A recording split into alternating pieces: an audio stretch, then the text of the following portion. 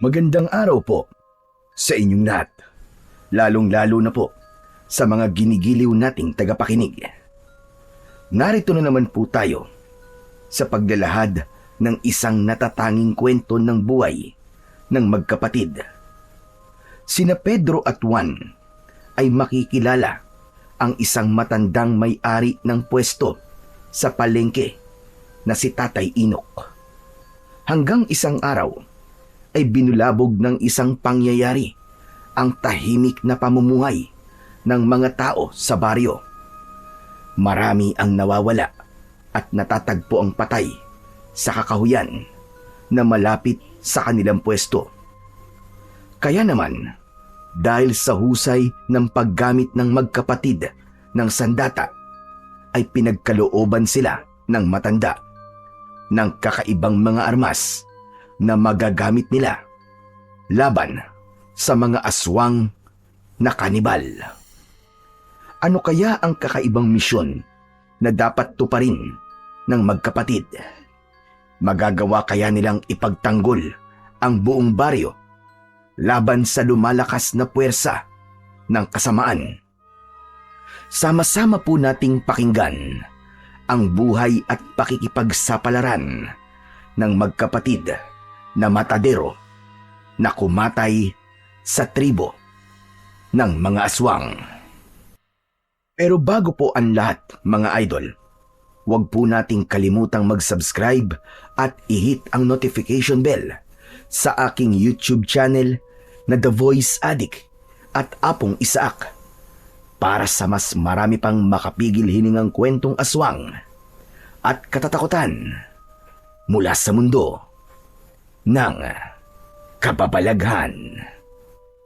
Umpisahan na po natin ang kwento. Juan, yan na ba talaga ang isusuot mo? Ang gusot-gusot ng damit mo. Para kang hindi naghanda eh. Eh ano naman kung gusot yung damit ko, kuya? Hindi naman fashion show ang pupuntahan natin Trabaho ang pupuntahan natin bilang matadero. Kaya hindi na natin kailangan pang pagandahin ang suot nating damit. Pambihira ka naman, kuya, oo. Pero paano kapag kakatiwalaan na magiging amo natin? Kung mukha kang tamad mag-ayos ng sarili mo, nakikita ka agad yan sa itsura na mag-a-apply. Sana man lang, yung maayos na damit ang isuot mo. Baka isipin nila na wala kang disiplina sa sarili mo eh. Sige na, palitan mo ng damit mo, Juan. Ako nga nasusura na akong tignan ng itsura mo eh. Paano pa kaya yung magiging amo natin? Sos, ikaw naman, kuya, masyado kang maarte. Kahit bagong plancha pa ang suot mo, alam mo, kuya, kung hindi ka marunong gumamit ng itak, wala rin yun. Ang batayan na ngayon ay hindi na tungkol sa pananamit, kundi kung gaano ka kagaling humawak ng itak. Saka kung gaano ka kabilis kumilos sa trabaho. Maganda nga ang suot mong damit. Mabagal naman na parang wala ka sa sarili mo. Wala rin sa isa yun. Saka, bakit ba palagi mo na lang akong pinakikialaman sa damit ko? Hindi naman kita pinakikialaman sa damit mo Ay nako, ewan ko sa'yo. Alam mo, Juan, hindi lang basta husay sa paghawak ng itak ang tinitignan ngayon, kundi kung paano ka magdala ng sarili mo kapag humaharap ka sa mga tao. Kailangan presentable ka kahit papano. Kung di mo kayang ayusin ang damit mo, paano pa kaya sa trabaho mo? Sige nga. Itinatama lang naman kita sa pananamit mo Tapos ikaw pa tong galit sa akin? Bahala ka na nga sa buhay mo. Basta ako, kuya, ang mahalaga, marunong akong kumatay ng hayop. Alam ko ang ginagawa ko sa trabaho ko. Mas importante sa akin yun kaysa sa kinis ng suot ko. Basta, bahala ka na nga. Pero tandaan mo, minsan, ang unang tingin ng tao sa atin ay base sa itsura. Sana lang, hindi ka mapahiya mamaya. Wala pa nga tayong nakikitang magandang pwesto na pag-a-applyan natin ng trabaho. Ang dami mo na kagad sinasabi tungkol sa akin. At sana lang talaga, hindi ka magtago sa kinis ng suot mo kung wala ka namang tapang sa pagkatay ng hayop. Kaya sigurado ko, hindi ako mapapahiya. Sige na. Hirap makipagtalo sa'yo. Pero maiba nga tayo ng usapan, Juan. Alam mo na ba kung bakit tayo sa baryo ng Kalumpit lumipat ng bahay? Hindi kasi natin makausap ng maayos si nanay dahil sa kalagayan niya. Sa tingin mo, meron kayang iniiwasan si nanay at pinagtataguan? Aba, malay ko. Ikaw ang panganay sa ating dalawa eh. Dapat alam mo yan, kuya. Juan, kaya nga ako nagtatanong sa'yo eh. Hindi porket ako ang panganay, ay alam ko nang nangyayari sa pamilya natin. Hindi ko lang talaga maintindihan eh, kung bakit nagdesisyon ng ganun si nanay. Pagkatapos na mamatay si tatay. Para bang nagbago na si nanay eh. Palagi siyang natatakot at merong isang taong palaging hinahanap. Baka naman hinahanap niya ay ang kanyang mga magulang. Hindi ba't kahit kailan eh, hindi pa naman natin nakikita sina lolo at lola? Pero alam mo kuya, kahit ako, nagtataka na rin eh. Bakit kaya dito pa sa baryong to tayo lumipat? Ang layo-layo na sa dati nating tirahan. Tapos, parang ang tahimik pa masyado. Parang napakaliblib. Sabi ni nanay, dito raw siya pinanganak eh. Gusto niyang bumalik sa lugar na kinalakihan niya. Bukod dun, wala na siyang ibang sinabi tungkol sa ibang dahilan. Pero kuya, bakit kaya ngayon lang niya sinabi sa atin ang tungkol sa lugar na to, no? Ang weird, no? Ang alam ko dati, wala siyang kamag-anak dito, di ba? Kaya, imposibleng mga magulang niya ang hinahanap niya. Di ba? Isipin mo, kuya. Tama ka, Juan. Yan din ang iniisip ko eh. Pero, nakwento niya sa akin kagabi. Nung bata pa raw siya, ligtas daw at masagana raw ang baryong to. Kaya naniniwala raw siyang dito tayo makakahanap ng panibagong simula ng buhay natin. Panibagong simula? Ibig bang sabihin, kuya? Gusto niyang kalimutan ang mga nangyari kay tatay? At ang paglipat lamang sa baryong to ang naisip niyang paraan para makalimutan niya ang nangyari kay tatay? Ganun ba yun? Siguro. Di ko rin alam. Pero, yun nga ang totoong dahilan ni nanay. Basta kuya, iba ang kutob ko sa bigla natin paglipat sa baryong to. Magtiwala na lamang tayo kay nanay. Malakas ang kutob kong may dahilan talaga kung bakit siya nagdesisyon ng ganito. Ang mahalaga, makahanap na kagad tayo ng trabaho para meron tayong pambili ng gamot ni nanay, di ba? Saka, maganda naman ang lugar na to. Tahimik at sariwa ang hangin. Malayo sa gulo at panatag ang loob ko sa lugar na to. Yun ang importante. Tahimik nga, pero parang kakaiba rin ang pakiramdam ko. Para bang may tinatago ang lugar na to. Baka naman naninibago ka lang, Juan. Basta tandaan natin, pinili ni nanay ang baryong to dahil naniniwala siyang mas ligtas tayo rito. Sana nga, kuya. Sana nga, ligtas tayo sa lugar na to.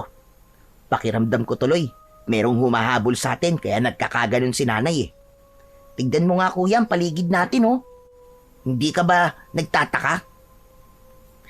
Huwag mo nalang pansinin ang paligid natin, Juan. Natural na tahimik ang lugar na to dahil nasa gitna tayo ng kagubatan ngayon. Sige na, bilisan mo na lang ang paglalakad. Kuya, saan ba tayo pupunta ngayon? Pambihira ka naman oo. Siyempre sa palengke. Kahit saan, basta merong trabaho na babagay sa ating dalawa. A-applyan nating lahat yun. Hindi pwedeng umuwi tayo nang walang nahahanap na trabaho. Hindi pwedeng umuwi tayo ng nganga.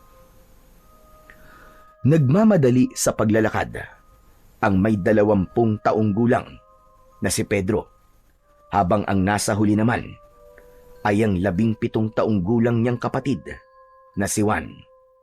Malalaki ang hakbang ng kanilang mga paa habang tinatahak ang daan papunta sa palengke na tinutukoy ni Pedro. Yun ang baryo ng Kalumpit, tahimik at liblib na lugar na malapit sa pinakamalawak na kagubatan na bihirang puntahan ng mga tao. Habang tinatahak ng magkapatid ang daan, ay abala rin sila sa pagmamasid sa kanilang paligid.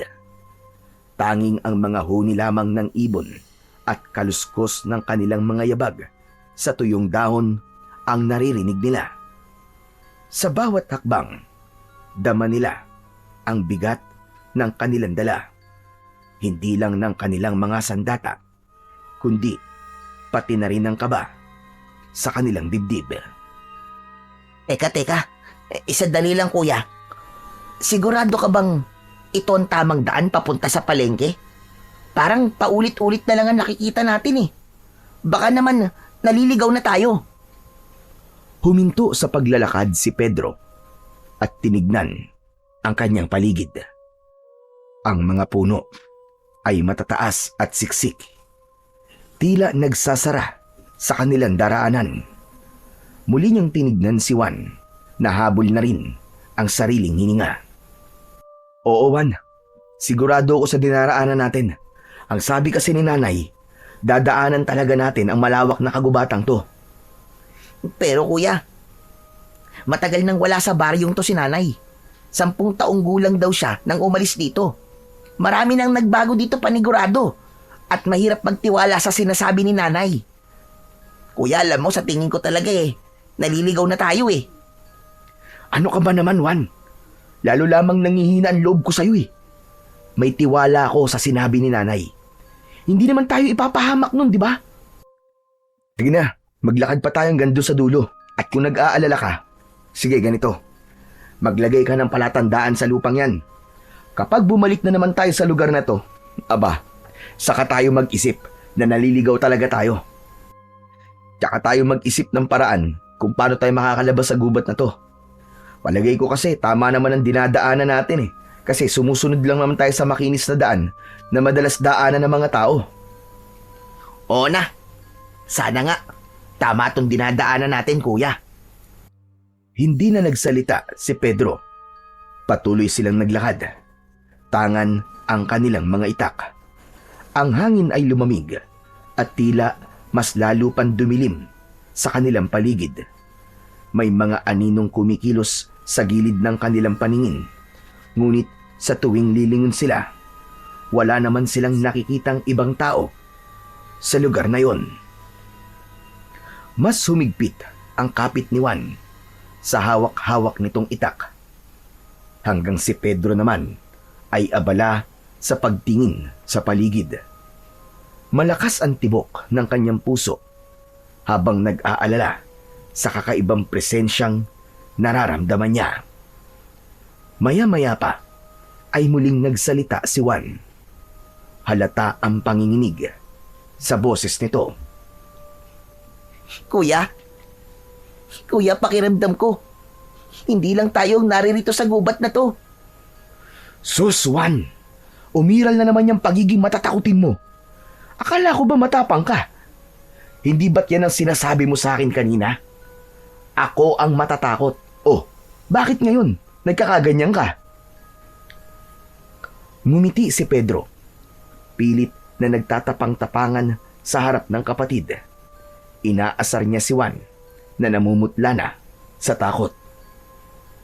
Ngunit kahit siya ay nararamdaman niya ang kakaibang galaw sa kanilang paligid. Ngunit hindi niya yon maaaring ipahalata sa kanyang kapatid.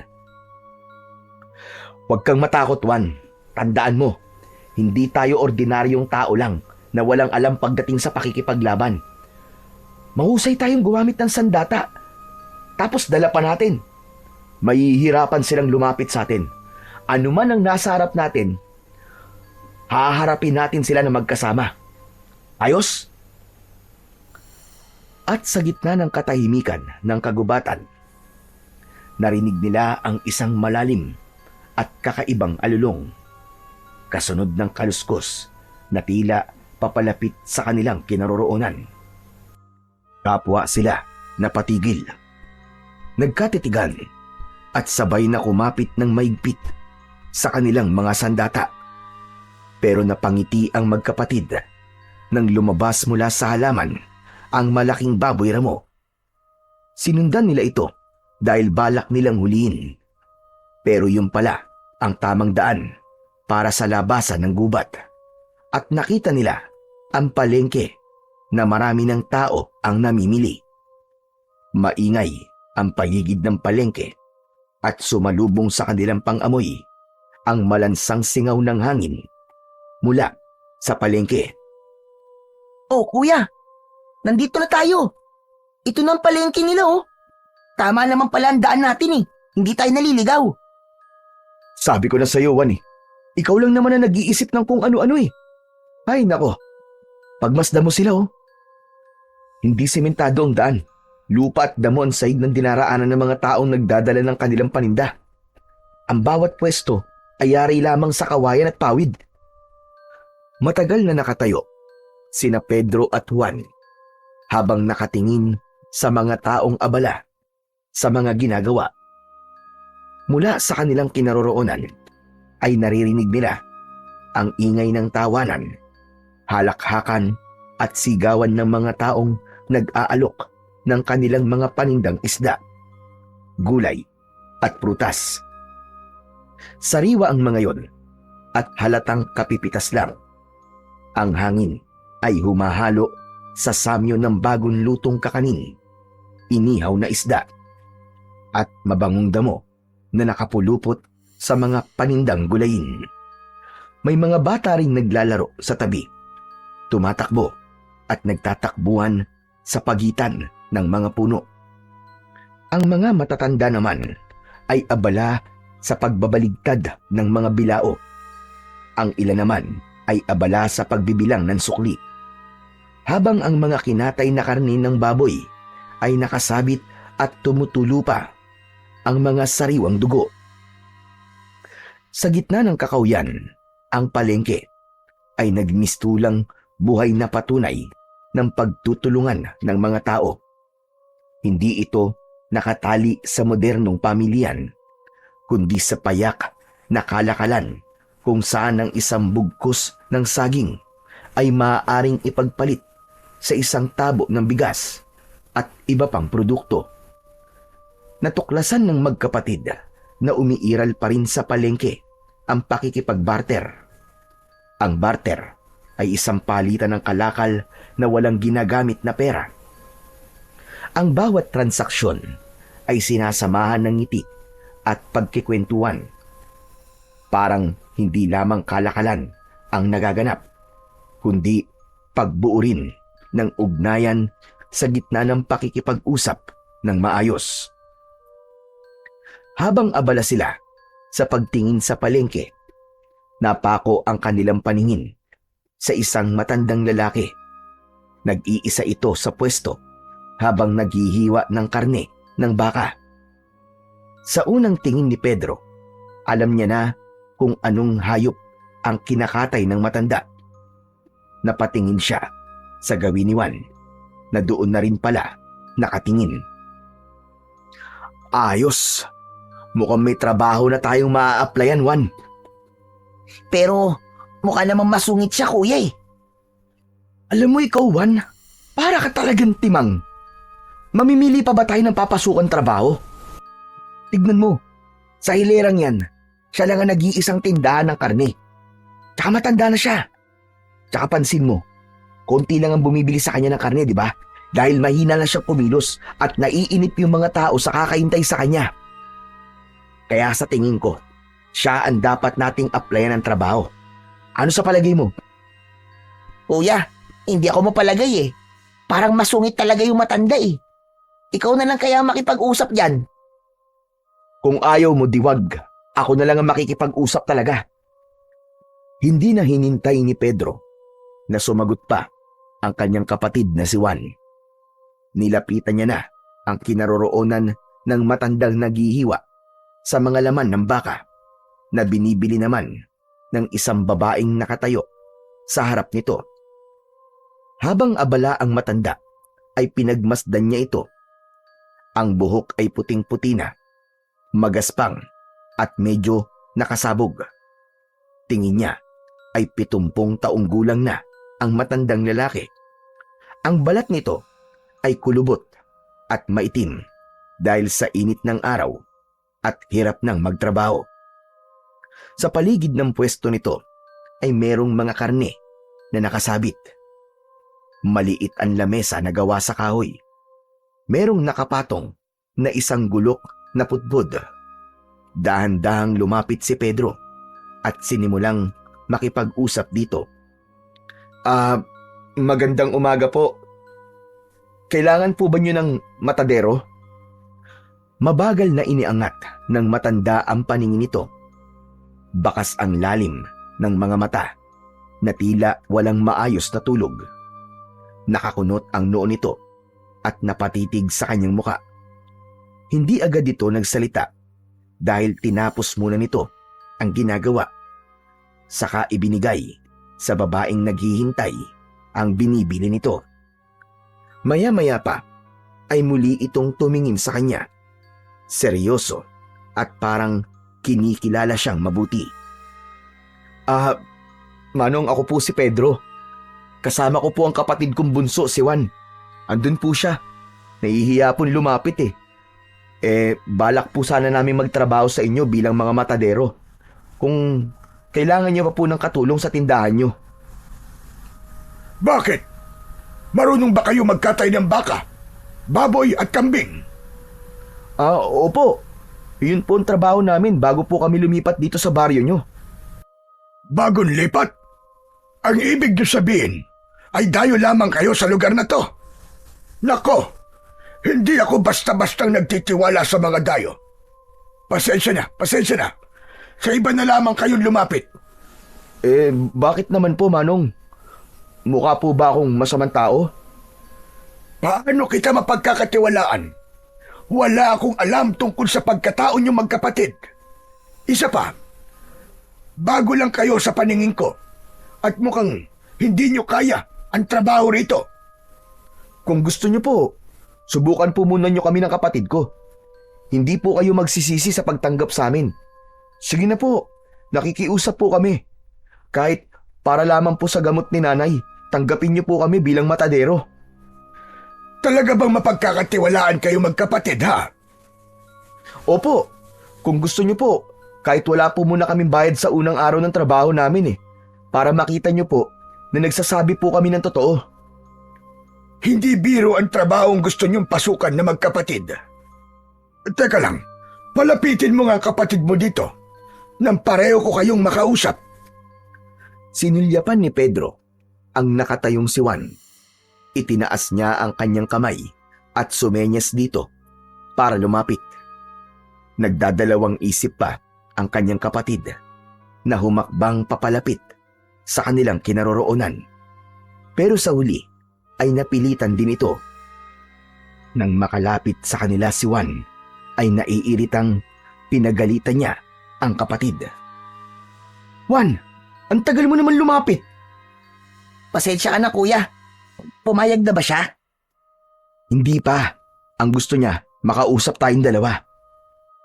Ang kapatid mo ba, Pedro, ay nasa hustong gulang na? Ang totoo niyan wala pa po 17 taong gulang pa lang po siya. Pero malapit na po siya mag-18 taon. Ngayong buwan po. Hindi naman ako maigpit pagdating sa edad. Ang gusto ko, kaya ang trabaho at matinong kausap. Ayoko ng pasaway at tamad. Hindi ko na kayo susubukan. Tatanggapin ko na kayo sa trabaho. Pero, kaya niyo bang makakita ng hayop na papatayin nang hindi pinanghihinaan ng loob? Baka naman, hindi niyo kayang pumatay ng hayop. Nako, kayang-kaya po namin magkatay ng hayop. Sanay po kami sa ganung trabaho Huwag po kayo mag-alala. Hindi rin po kami tamad sa trabaho. Hindi po kayo magsisisi sa pagtanggap po sa amin. Hindi po namin iniiwan ng trabaho kahit gaano po kahirap. Mabuti naman kung ganon. O siya, sige na. Tatanggapin ko na kayo. Magtitiwala ako sa inyong dalawa. Pero bago yon, kilala niyo na ba ako? Hindi pa nga po Tawagin niyo na lamang akong Tatay Inok. Sige na, pwede na kayo magsimula ngayon. Yes! Marami pong salamat sa pagtanggap sa amin, Tatay Inok. Ako rin po. Nagpapasalamat din po ako sa inyo, Tatay Inok. Hindi po namin kayo bibiguin ni Kuya. Mabuti naman. O sige na, pumasok na kayo sa loob ng tindahan ko. May mga presyo naman na nakasulat sa papel. Kaya ayos lang ba? Naiwanan ko muna kayo magkapatid dito. Ayos lang po. Sige po, Tatay Inok. Hihintayin na lamang po namin kayo. Kung mauubos po kagad ang paninda, hindi po muna kami uuwi. Sige. Bale magiging trabaho niyo magkapatid ay magsisimula ng 4:00 ng madaling araw. Dahil magkakatay pa kayo. Kung minsan naman, ay meron namang nagdadala sa akin ng mga panindang karne. Sila na ang nagkakatay. Sige po. Kami na po ang bahala rito, Tatay Inok. Salamat po uli. Iniligpit na ni Tatay Inok ang mga gamit nito at lumabas sa tindahan. Naglakad ang matanda papasok sa kakawyan hanggang sa mawala ito sa kanilang paningin. Nagkatingin na naman ang magkapatid dahil masaya silang dalawa na natanggap na sila sa trabaho. Ang lakas ng loob mo, kuya. Napapayag mo si Tatay Inok na tanggapin tayo sa tindahan niya. Siyempre, ako pa ba? Nakita mo naman kanina, napagod na rin si Tatay Inok. O paano, kuya? Simulan na natin ang pagpapakitang gilas sa mga tao. Dating gawi. Patutunayan natin na hindi nagkamali si Tatay Inok sa pagtanggap sa atin. Ano, game? Sige Juan, game. Gawin natin ang lahat para maipakita natin na karapat dapat tayo sa pagiging matadero. Sinimulan na nga ng magkapatid ang pagpapakitang gilas sa paghihiwa at pagtatadtad ng mga karne. Sa loob mismo ng palengke, madaling napansin ang pwesto ni na Pedro at Juan. Magkaharap na nakalagay ang kanilang mga bangkong kahoy. Malinis at maayos, at sa ibabaw ay nakahanay ang mga bagong katay na karne. Mapulang baboy, manok at baka na maingat na tinatakpan ng malinis na dahon ng saging.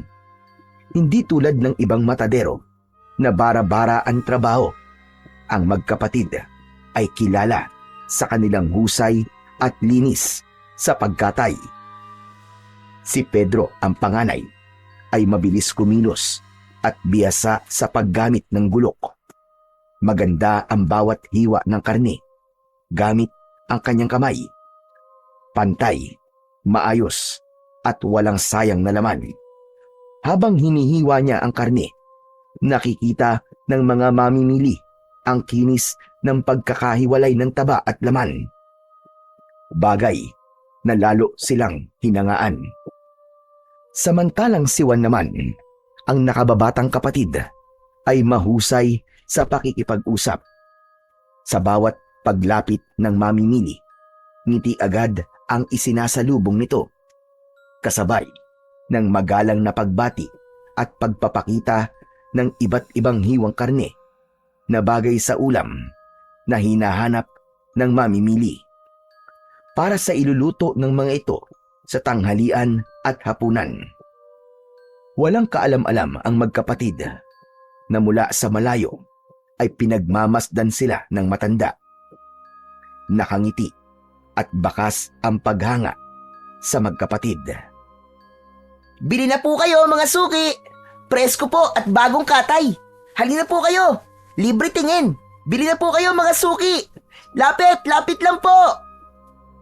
Masiglang bati at alok ni Juan sa mga tao.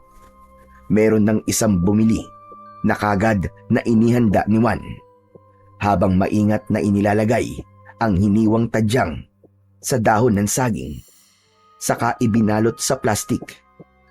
Samantala, si Pedro naman ay abala sa pagpapakitang gilas sa pamamagitan ng paghawak ng itak at paghihiwa ng karne ng baka. Kahit makapal ang bahagi ng taba ng baka, ay kaya niyang hatiin ng mabilis at pantay. Dahil dito, dumagsa ang mamimili sa kanilang pwesto. Hindi lang sa gilas, sa pagkakatay na pahanga ang mga ito, kundi pati sa kanilang magalang na pakikitungo at maayos na pag-aayos ng karne. Pinagkaguluhan sila ng mga tao. Ang magkapatid naman ay hindi sila makapaniwalang dudumugin sila ng mga mamimili. Kaya lang, ang mga kasama nilang nagtitinda sa loob ng palengke ay hindi maiwasan ang hindi umirap sa kanila bilang pagpapakita ng inggit at pagkadismaya. Sige lang po! Pili lang po kayo, mga suki! Sariwa po ang tinda namin at hindi po kayo magsisisi sa aming pagkakahiwa sa karne. Hindi na po kayo mahihirapan. Iluluto nyo na lamang po. Bili na po, mga suki! Bili na po! Dahil marami ang bumili, naubusan sila ng paninda. Nakita naman ni Pedro na merong nakatayong kambing sa gilid ng tindahan ni Tatay Inok. Nakatayo yun at may tali sa leeg. Walang pagdadalawang isip na kinatay ng magkapatid ang kambing at ipinakita sa mga mamimili kung gaano nila kabilis na napatay ang kambing. Hindi nila ito masyadong pinahirapan. Nagpalakpakan ng mga tao at sa sobrang tuwa ay nagbigay pa ang mga ito sa kanila ng karagdagang bayad. Tuluyang napuno ang kanilang pwesto ng mga tao. Nang kumalat ang balita na nagpapakitang gilas sina Pedro at Juan, nakalatag ang katawan ng kambing nang mas lalong nadagdagan ang dami ng tao. Nakapaghanda na sila ng mga kasangkapang bakal, mga pinatalas na gulok, kutsilyo at tablang kahoy. Malinis at maayos ang kanilang paligid. Bakas sa mga mata ng mga mamimili ang saya sa nakikitang palabas. Sige lang po mga suki, kitang-kita nyo naman po bagong katay.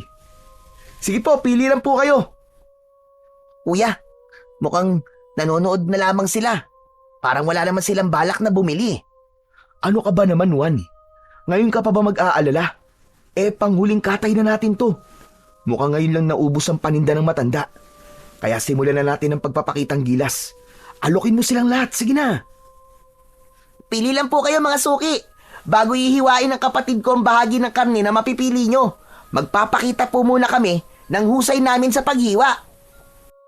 Hindi nga nagtagal ay nag-agawan na ang mga tao sa pagturo kung alin bahagi ng karne ng kambing ang gusto ng mga ito. Lahat ay natandaan ni Pedro at isa yon sa kanyang mga kakayahan. Ang mabilis magmemorya ng mga bagay kahit sa unang turo lamang. Sinimulan ni Pedro ang pagpalang o pagtaga sa katawan ng kambing. Sa isang iglap, mabilis niyang naihiwalay ang malaking bahagi ng karne gamit ang kanyang gulok. Walang sablay ang bawat hiwa. Pantay at maayos. Namangha ang mga nanonood at narinig ang bulong-bulungan ng ibang taong naroroon. Dinaig pa raw nila ang matanda sa paghiwa ng karne. Kasunod naman ay si Juan, na hindi lang mahusay sa pagkakatay, kundi pati na rin sa pakikipag-ugnayan. Sa bawat hiwang ginagawa nito ay ipinapaliwanag naman ito sa mga mamimili kung anong parte ng katay ang bagay sa sinigang, adobo o ginisa. Sa husay ng pananalita ni Juan at kasama pa ng bilis ng kamay, mas lalo pang lumapit ang mga tao at sabik na bumili sa kanila. Oh mga suki, konti na lang po. Bili na po kayo, baka po kayo maubusan. Subukan niyo po itong tadyang. Siguradong masarap po to para sa sinigang. Nagpatuloy ang exhibition ng dalawa. Si Pedro na nagpapakita ng tikas at bilis ng kamay sa pagkakatay at si Juan na nagpapamalas ng galing sa pag-aalok at pagbibenta. Sa huli, halos maubos ang kanilang paninda dahil sa dami ng mamimiling naiengganyo sa kanilang ginagawa. Ang iba ay nagbigay pa ng bigas kapalit ng ibang paninda nila. Yun ang kakaibang kakayahan ng magkapatid. Malakas at mahusay silang manghila ng mga suki. Dahil doon ay hindi nila namalayan na malapit na palang dumilim ang paligid. Nagsisihan ng magkapatid dahil nalibang sila sa kanilang ginagawa at nakalimutan na rin nilang kumain ng tanghalian. Pambihira ka naman, Juan, oh. Bakit hindi mo naman pinaalala sa akin na hindi tayo kumain ng tanghalian?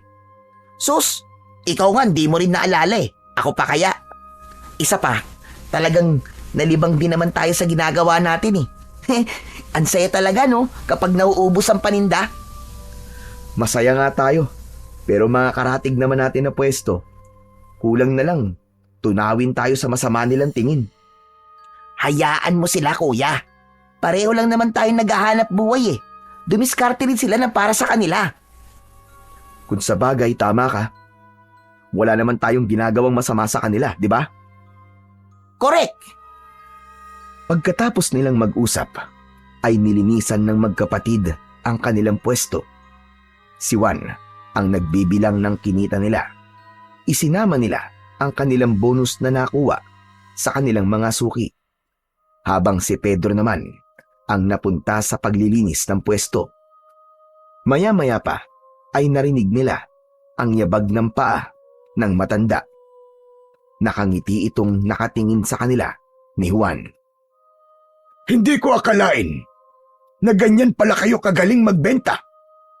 Mahusay ang ginawa ninyo. Hindi lang pala sa gulok at pagkakatay ang lakas ninyo, kundi pati sa pakikipagkapwa-tao. Magaling. Pinahanga niyo akong magkapatid.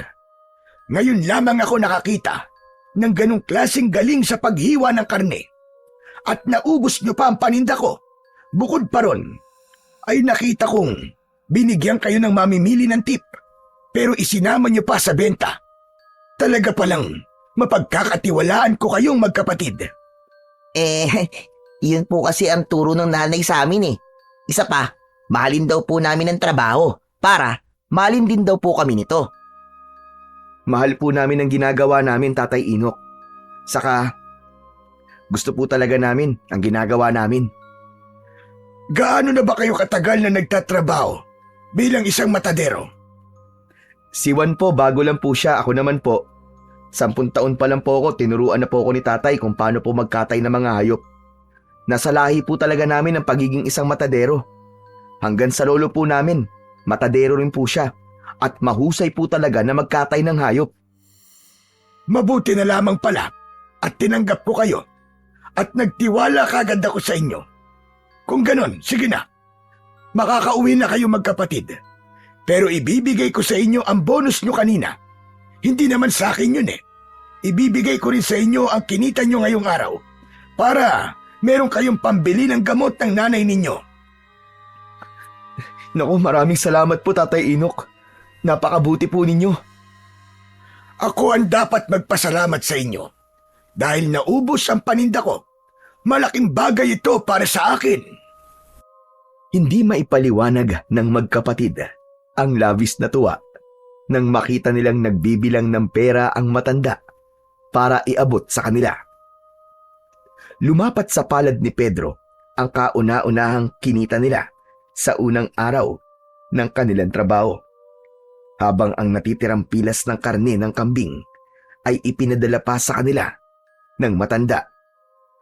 Pagkatapos magpaalam ng magkapatid, ay masigla silang umuwi sa kanilang bahay.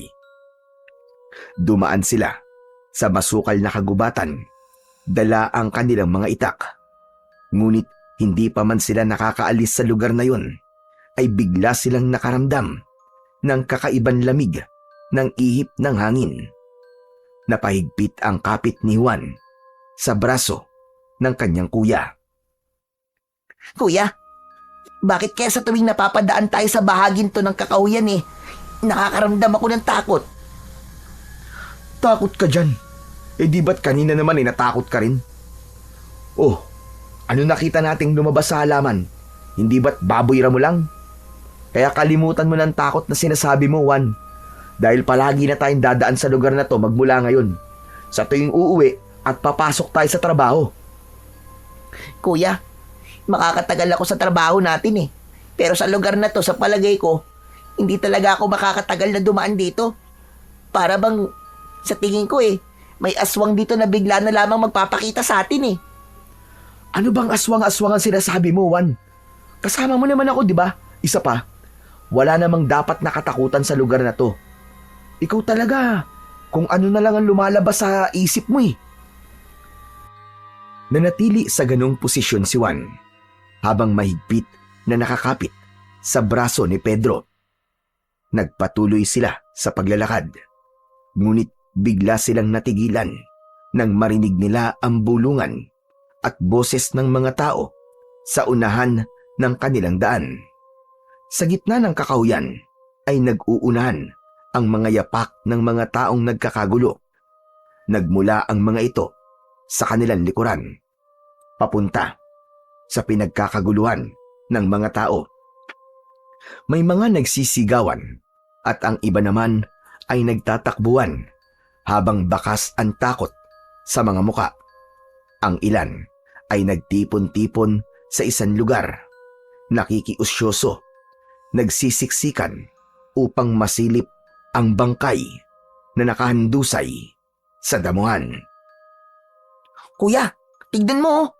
Ano kayang pinagkakaguluhan nila? Hindi ko rin alam eh.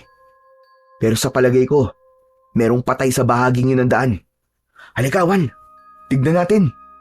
Kuya, wag na tayong lumapit. Natatakot ako eh. Baka mapanaginipan ko lang ang itsura ng bangkay. Kung ayaw mo, hindi ako na lang. Gusto ko lang makita kung bakit sila nagkakagulo sa bahaging yun. Hindi na hinintay ni Pedro na sumagot ang kanyang nakababatang kapatid na si Juan.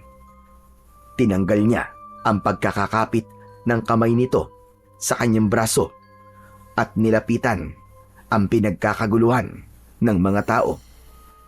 Hinawi ni Pedro ng bahagya ang mga tao at ganun na lamang ang panlalaki ng kanyang mga mata nang makita ang isang lalaking nakadilat ang mga mata. Mabuti na lang at hindi niya pala isinama si Juan dahil kung hindi, baka mas lalo lamang matakot ang kanyang kapatid. Ang katawan ng biktima ay wasak. Ang mga sugat ay malalalim na tila pinaghahampas ng matatalim na kuko at mga pangil. Ang damit ay punit-punit na tila ba nilapa ng isang napakabangis na hayop. Bumundol ang kaba sa kanyang dibdib, lalo na nang marinig niya ang sinabi ng ibang taong nakasaksi na meron na naman daw na biktima ang mabangis na hayop.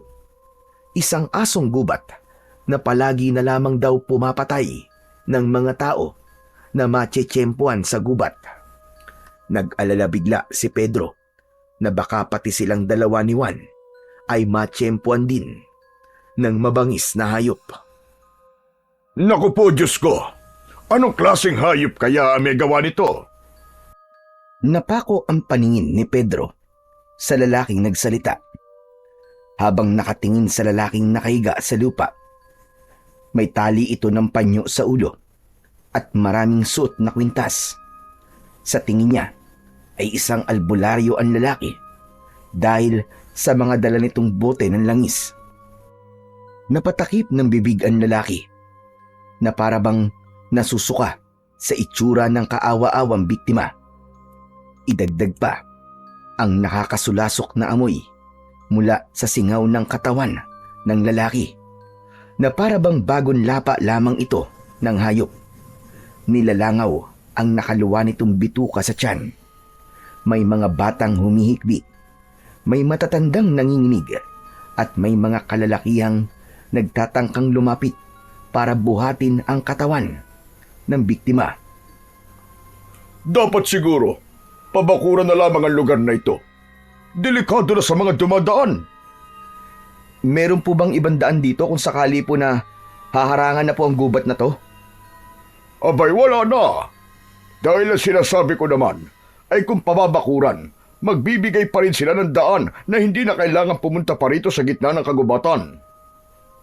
Aba teka, parang ngayon lamang kita nakita rito ah. Taga saan ka ba, iho? Dyan lang po kami nakatira sa paanan po ng bundok. Kasama po ng nanay kong may sakit. Naroon naman po ang kapatid kong si Juan. Takot po kasi siyang lumapit dito eh. Ako naman po si Pedro. Kayo po, ano po ang pangalan niyo? Ako si Magkepweng. Isa akong albularyo. Diyan lang din ako nakatira sa paanan ng bundok. Maraming pumupunta sa bahay ko para magpagamot. Kaya nag-aalala rin ako sa kaligtasan ng mga pasyente ko. Abay, delikado para sa kanila. Kung meron ganong klaseng hayop na gumagala sa gubat na to at lumalapat pumapatay sa mga tao. Habang nag-uusap, sina Mang Kepweng at Pedro ay palakas naman ng palakas ang bulungan ng mga tao. Kaya nang simulan ng buhatin ng mga tao ang bangkay ng lalaki, ay nagkahiwalay ang mga taong nakikiusyoso sa biktima. Ang ibang tao ay umuwi na at ang ilan naman ay sumunod pa sa nagbubuhat ng mga kalalakihan. Nabaling ang atensyon ni Pedro sa dugong nakadikit sa lupa. Para siyang nakakita ng kakaibang bagay na nagdulot sa kanya ng hindi maipaliwanag na kaba. Parang isang uri ng naputol na pangil ang nasa lupa. Nang dadamputin niya na ang bagay na yon, ay pinigilan siya ni Mang Kepweng. Sandali lang, iho. Hindi pa tapos ang investigasyon. Kaya wag mo munang hahawakan ng bahagi ng lupa na yon. Pag mabuti pa ay umuwi na kayo ng kapatid mo. Delikado kung mananatili pa kayo rito. Bigla nga po kaming nag-alala ni Juan eh. Paano na kaya sa pagpasok namin sa palengke? Saan kaya kami dadaan? 4:00 pa naman na madaling araw ang pasok namin. Teka, kanina ba kayo nagtatrabaho? Kay Tatay Inok po. Tila dumilim ang anyo ni Mang Kepweng nang mabanggit ni Pedro ang pangalan ng matanda. Ngunit ilang saglit lamang ang lumipas ay napalitan ng ngiti ang labi ng lalaki. Nagtataka siya, ngunit hindi lamang niya yon pinansin dahil lumapit na sa kanilang tabi ang nakababata niyang kapatid na si Juan. Kuya, tara na. Malapit na pating dumilim ang paligid. Baka mahirapan na tayong umuwi sa bahay. Teka, sandali lang. Huwag muna kayong umalis. Meron pa akong itatanong sa inyo. Pero Mang Kepweng, baka gabihin na po kasi kami sa daan. Ganun ba? O sige, pupuntahan ko na lang kayo sa bahay nyo. Gusto nyo bang gamutin ko ang nanay nyo? Libre lang. Wala kayong babayaran. Binalot ng tuwa ang puso ni Pedro nang marinig ang sinabi na yon ni Mang Kepweng. Pati si Juan ay natuwa rin. Bigla silang nabuhayan ng loob dahil meron ng titingin sa kanilang ina na may sakit. Sige, kapag may pagkakataon, ay ako ang gagamot sa inyong ina. Sige na, magkita na lang ulit tayo. Mag-iingat kayo sa pag-uwi. Sana nga po'y matulungan niyo po ang nanay namin, Mang Kepweng. Tango na lamang ang itinugon ni Mang Kepweng sa kanila at tumalikod na rin ito sa kanilang harapan. Mabigat ang bawat hakbang ng lalaki na hindi sila nilingon. Habol nila ito ng tanaw at nagtataka sa kabaitang ipinakita nito sa kanila.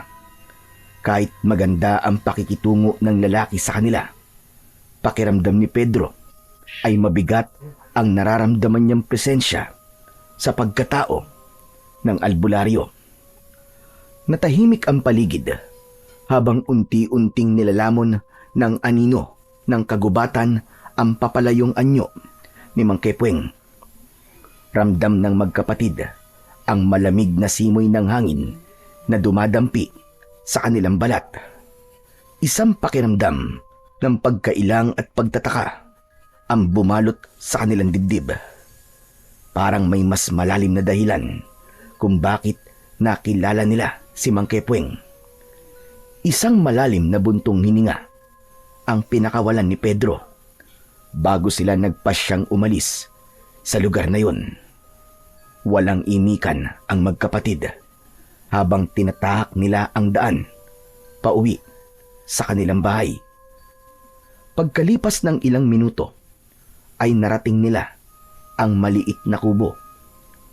Bukas na ang ilaw na gasera at naririnig nila ang paghahanda ng mga plato ng kanilang ina na si Aling Zenab. Nay, nandito na po kami ni Juan. May dala po kami ni Kuya para po sa inyo, Nay. Bagyang humarap sa kanilang magkapatid ang kanilang ina na si Aling Zenab. Bumakas ang tuwa sa mga mata nito nang makita silang pumasok sa loob ng kusina. Nay, magandang balita po. Natanggap na po kami sa trabahong inaplayan po namin ni Juan. Ang kagandahan po ay magkasama kaming dalawa at mabait po ang amo namin. Nagpadala pa nga po siya ng karne ng kambing para po sa inyo. Saka po, Nay, ibinigay po niya sa amin ang kinita namin ngayong araw na to. Ang swerte po namin ni Kuya, Nay. At hindi lang po yun. Meron po kaming nakilalang albularyong titingin po sa inyo para gamutin po kayo. Totoo ba yan, mga anak? Anong klaseng trabaho bang nakuha nyo? Matadero pa rin po, Nay. Yun lang po kasi ang alam naming trabaho ni Juan eh. Nay, tinanggap po kami ni Tatay Inok bilang matadero sa palengke. Kahit mahirap po, kakayanin po namin. Ang mahalaga po ay tiyak po na may kita po kami sa araw-araw. Salamat naman sa Diyos. Matagal ko nang dasal na magkaroon kayo ng hanap buhay. Pero sigurado ba kayo, mga anak? Hindi madali ang trabaho sa katayan. Huwag niyo po kaming alalahanin, Nay. Kaya naman po namin yun eh. Malakas po ang katawan namin. Teka, sino ba ang albularyong sinasabi niyong gagamot sa akin? Si ano po? Ano nga bang pangalan nun? Si Mang Kepweng po. Mabait naman po siya eh. Tapos nagpresenta po siya sa amin. Nagagamutin niya raw po kayo. Mga anak, mapagkakatiwalaan ba naman siya? Baka hindi siya totoong albularyo. Isa po talaga siyang albularyo, Nay. Libre po ang serbisyo niya at hindi po nanloloko ng mga tao. Mabuti naman kung ganon. Wala nang masasaya pa sa isang ina, kundi ang makita ang kanyang mga anak na nagsusumikap at handang magtulungan. Pero salamat, dahil sa wakas ay nakakita na kayo ng albularyong gagamot sa akin. Maraming salamat talaga sa inyo, mga anak. Hindi niyo ako pinapabayaan. Patawarin niyo ako kung kayo lang ang nagtatrabaho para sa atin. Nay, wag po kayong malungkot. Masaya naman po kami sa ginagawa namin ni Juan eh. Tsaka pangako, Nay, hindi po namin kayo pababayaan. Aalagaan po namin kayo sa abot po ng aming makakaya. Oo nga naman po, Nay. Aalagaan po namin kayo. Simula po ngayon, mas gagaan na po ang buhay natin. Basta hindi po tayo aalis sa lugar na to. Isang mahigpit na yakap ang isinukli ni Aling Zenab sa mga anak bago kinuha ang karne ng kambing na dala ni Juan.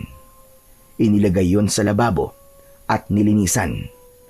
Saka nilagyan ng maraming asin para bukas lutuin. Habang sina Pedro at Juan naman ay pumasok sa kanilang silid at nagpalit ng damit. Pagkalipas ng ilang sandali ay nagtungo naman sila sa kusina para kumain na ng hapunan. Nagdasal muna si Aling Zenab bago sinimulan ang pagkain. Pagkalipas ng ilang minutong pagkain ay nagligpit ng mga pinagkainan ang magkapatid, habang ang kanilang ina naman ay nagpaalam na para makapagpahinga na sa loob ng kwarto nito. Naiwan ang dalawang magkapatid na naglilinis ng lamesa. Kuya, hindi mo ba sasabihin kay nanay ang nakita natin kanina doon sa kakawyan? Ano ka ba naman, Juan? Huwag kang maingay. Hinaan mo lang ang boses mo. Baka mamaya marinig niya tayo eh. Bakit naman natin sasabihin kay nanay ang tungkol sa nangyari sa kakawyan? Alam mo naman na may sakit siya, di ba? Gusto mo bang mag-alala pa siya? Ikaw, hindi ka talaga nag-iisip eh. Oo na, hindi na ako nag-iisip. Nag-aalala lang naman ako kay nanay eh. Meron ba nag-aalala na ganyan? Tatakutin mo pa si nanay? Sige na nga, magugas ka na nga lang ng plato. Inaantok na ako. Dapat talaga malaman ni nanay yun, kuya. Para mag-iingat din siya kapag wala tayo. Kung hindi niya alam ang tungkol sa nakita natin kanina, hindi siya mag-iingat, di ba? Saglit na napaisip si Pedro dahil sa sinabi ng kanyang nakababatang kapatid. Hindi niya kagad naunawaan ang ibig sabihin ng kapatid, pero mas pinili na lamang niya na manahimik. Ihanda na lamang niya palagi ang maliit na itak sa lugar na mabilis makikita ng kanyang ina. Bigla tuloy ang pagbundol ng kaba sa kanyang dibdib dahil mag-isa lang ang kanilang ina kapag sila ay nasa trabaho. Hoy, kuya! Kuya! Oh, Pambihira ka. Natulala ka na dyan. Ano, naisip mo na ba kung anong ibig ko sabihin? Tumigil ka na nga, Juan. Matulog na tayo. Maaga pa tayong gigising. Huwag na natin pag-usapan yan. Walang mangyayaring masama kay nanay, tapos. Iniwan ni Pedro ang kanyang nakababatang kapatid na naghuhugas ng plato sa lababo. Nauna siyang pumasok sa kanilang kwarto. Nahiga siya sa kanyang katre, habang sa kabilang gilid naman ng silid ay ang katre naman ni Juan.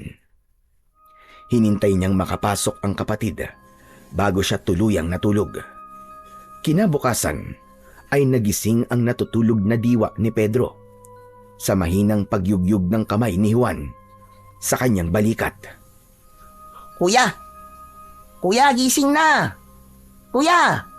Magluluto pa tayo ng sinaing eh. Akala ko ba maaga tayong gigising?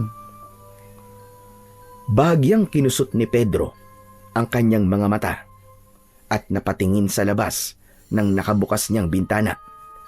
Medyo madilim pa sa labas, pero nasanay silang dalawang magkapatid na magising ng ganung oras.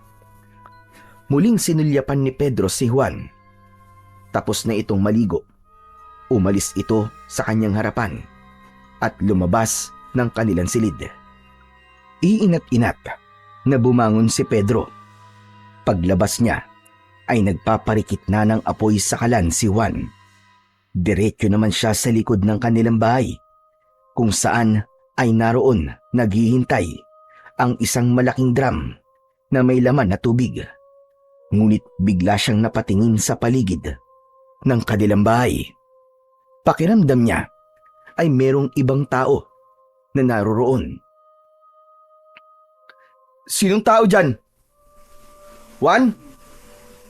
Juan, ikaw ba yan? Anak ng putya, oo. Huwag mo naman akong tatakutin ng ganyan, Juan.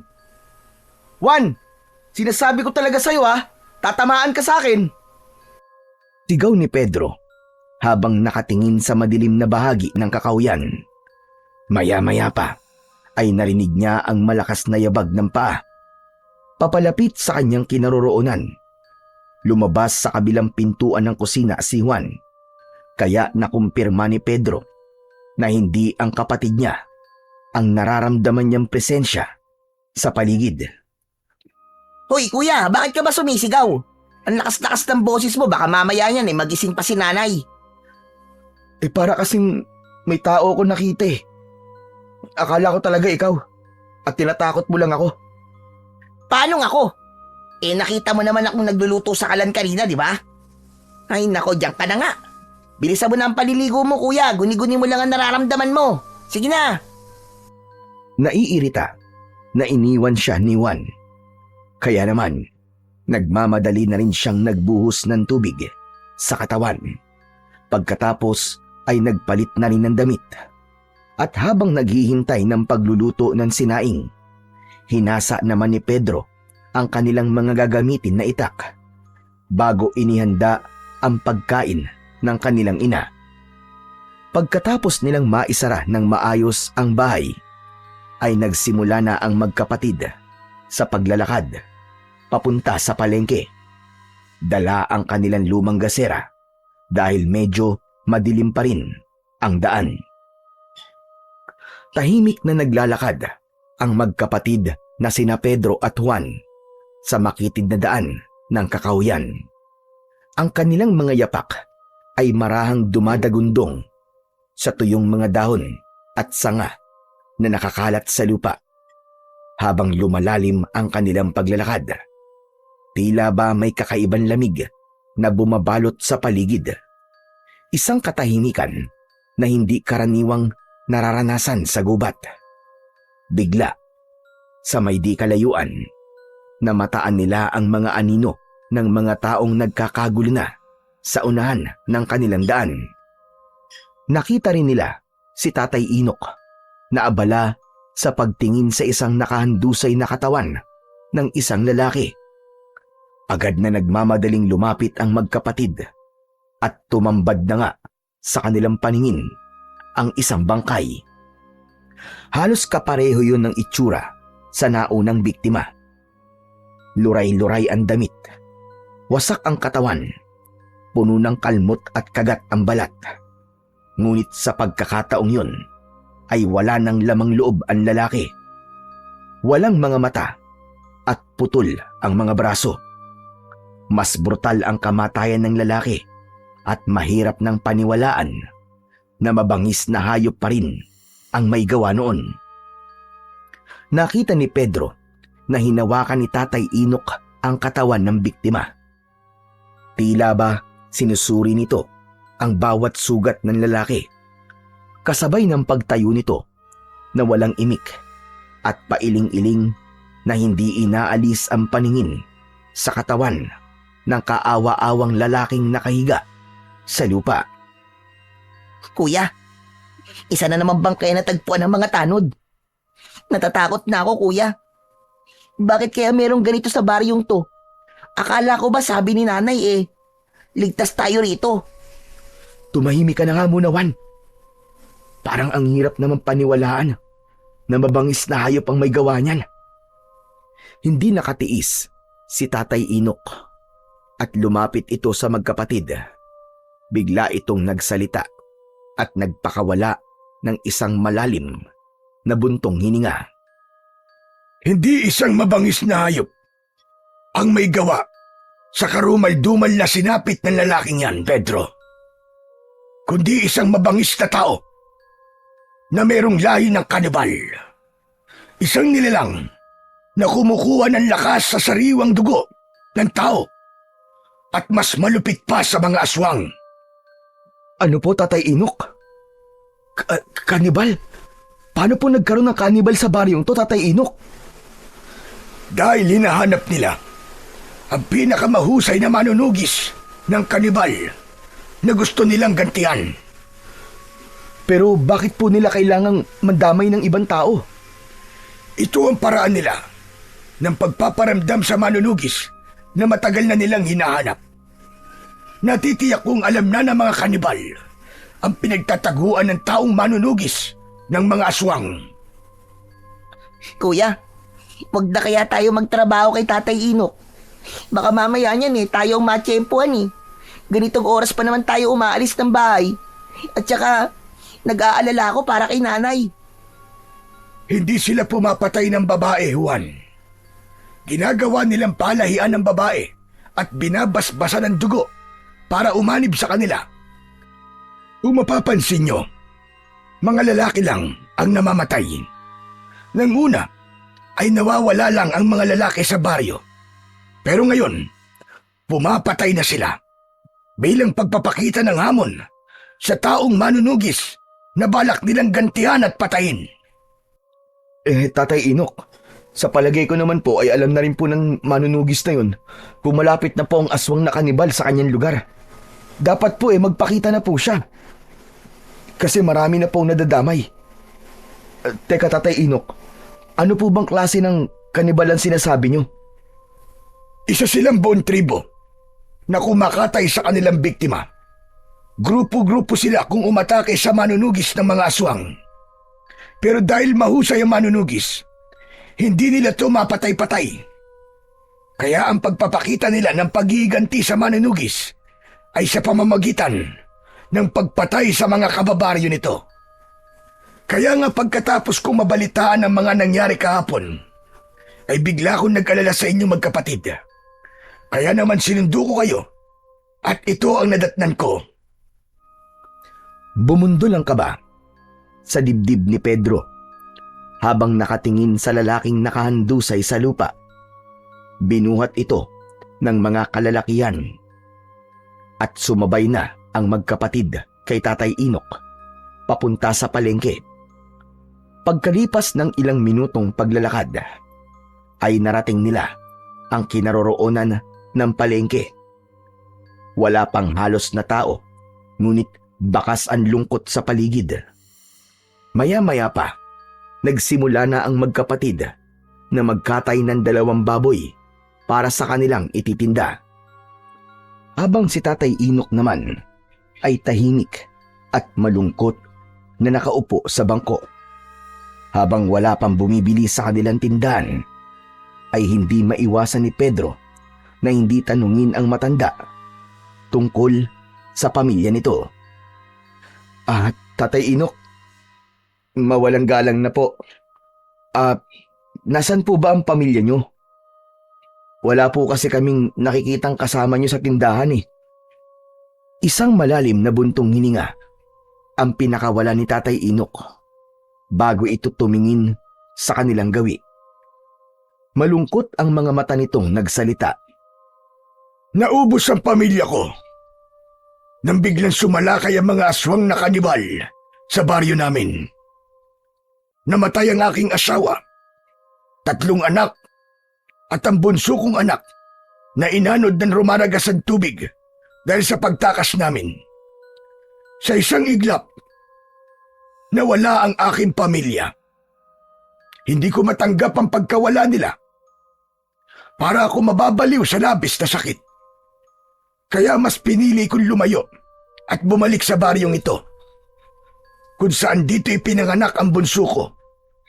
Hanggang ngayon, umaasa pa rin ako na sana buhay pa rin ang bunso ko. Ikinalulungkot ko po, Tatay Inok. Napakalungkot po pala na naging buhay nyo. Pasensya na po.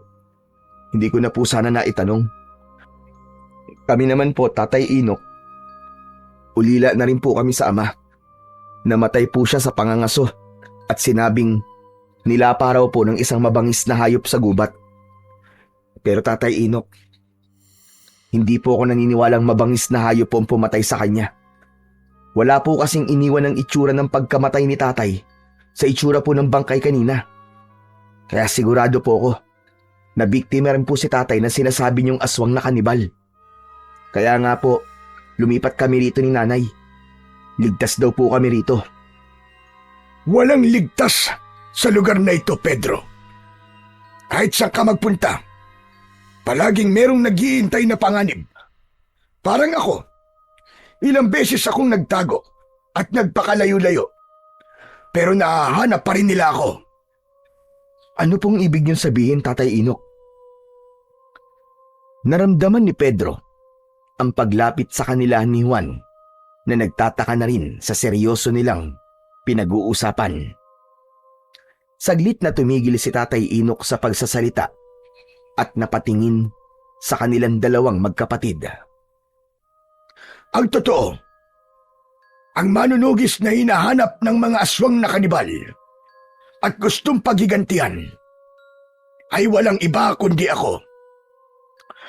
Ako ang manunugis ng aswang na kumalaban sa kanila noon. Pero matanda na ako ngayon at wala nang kakayahang lumaban pa sa kanilang puwersa.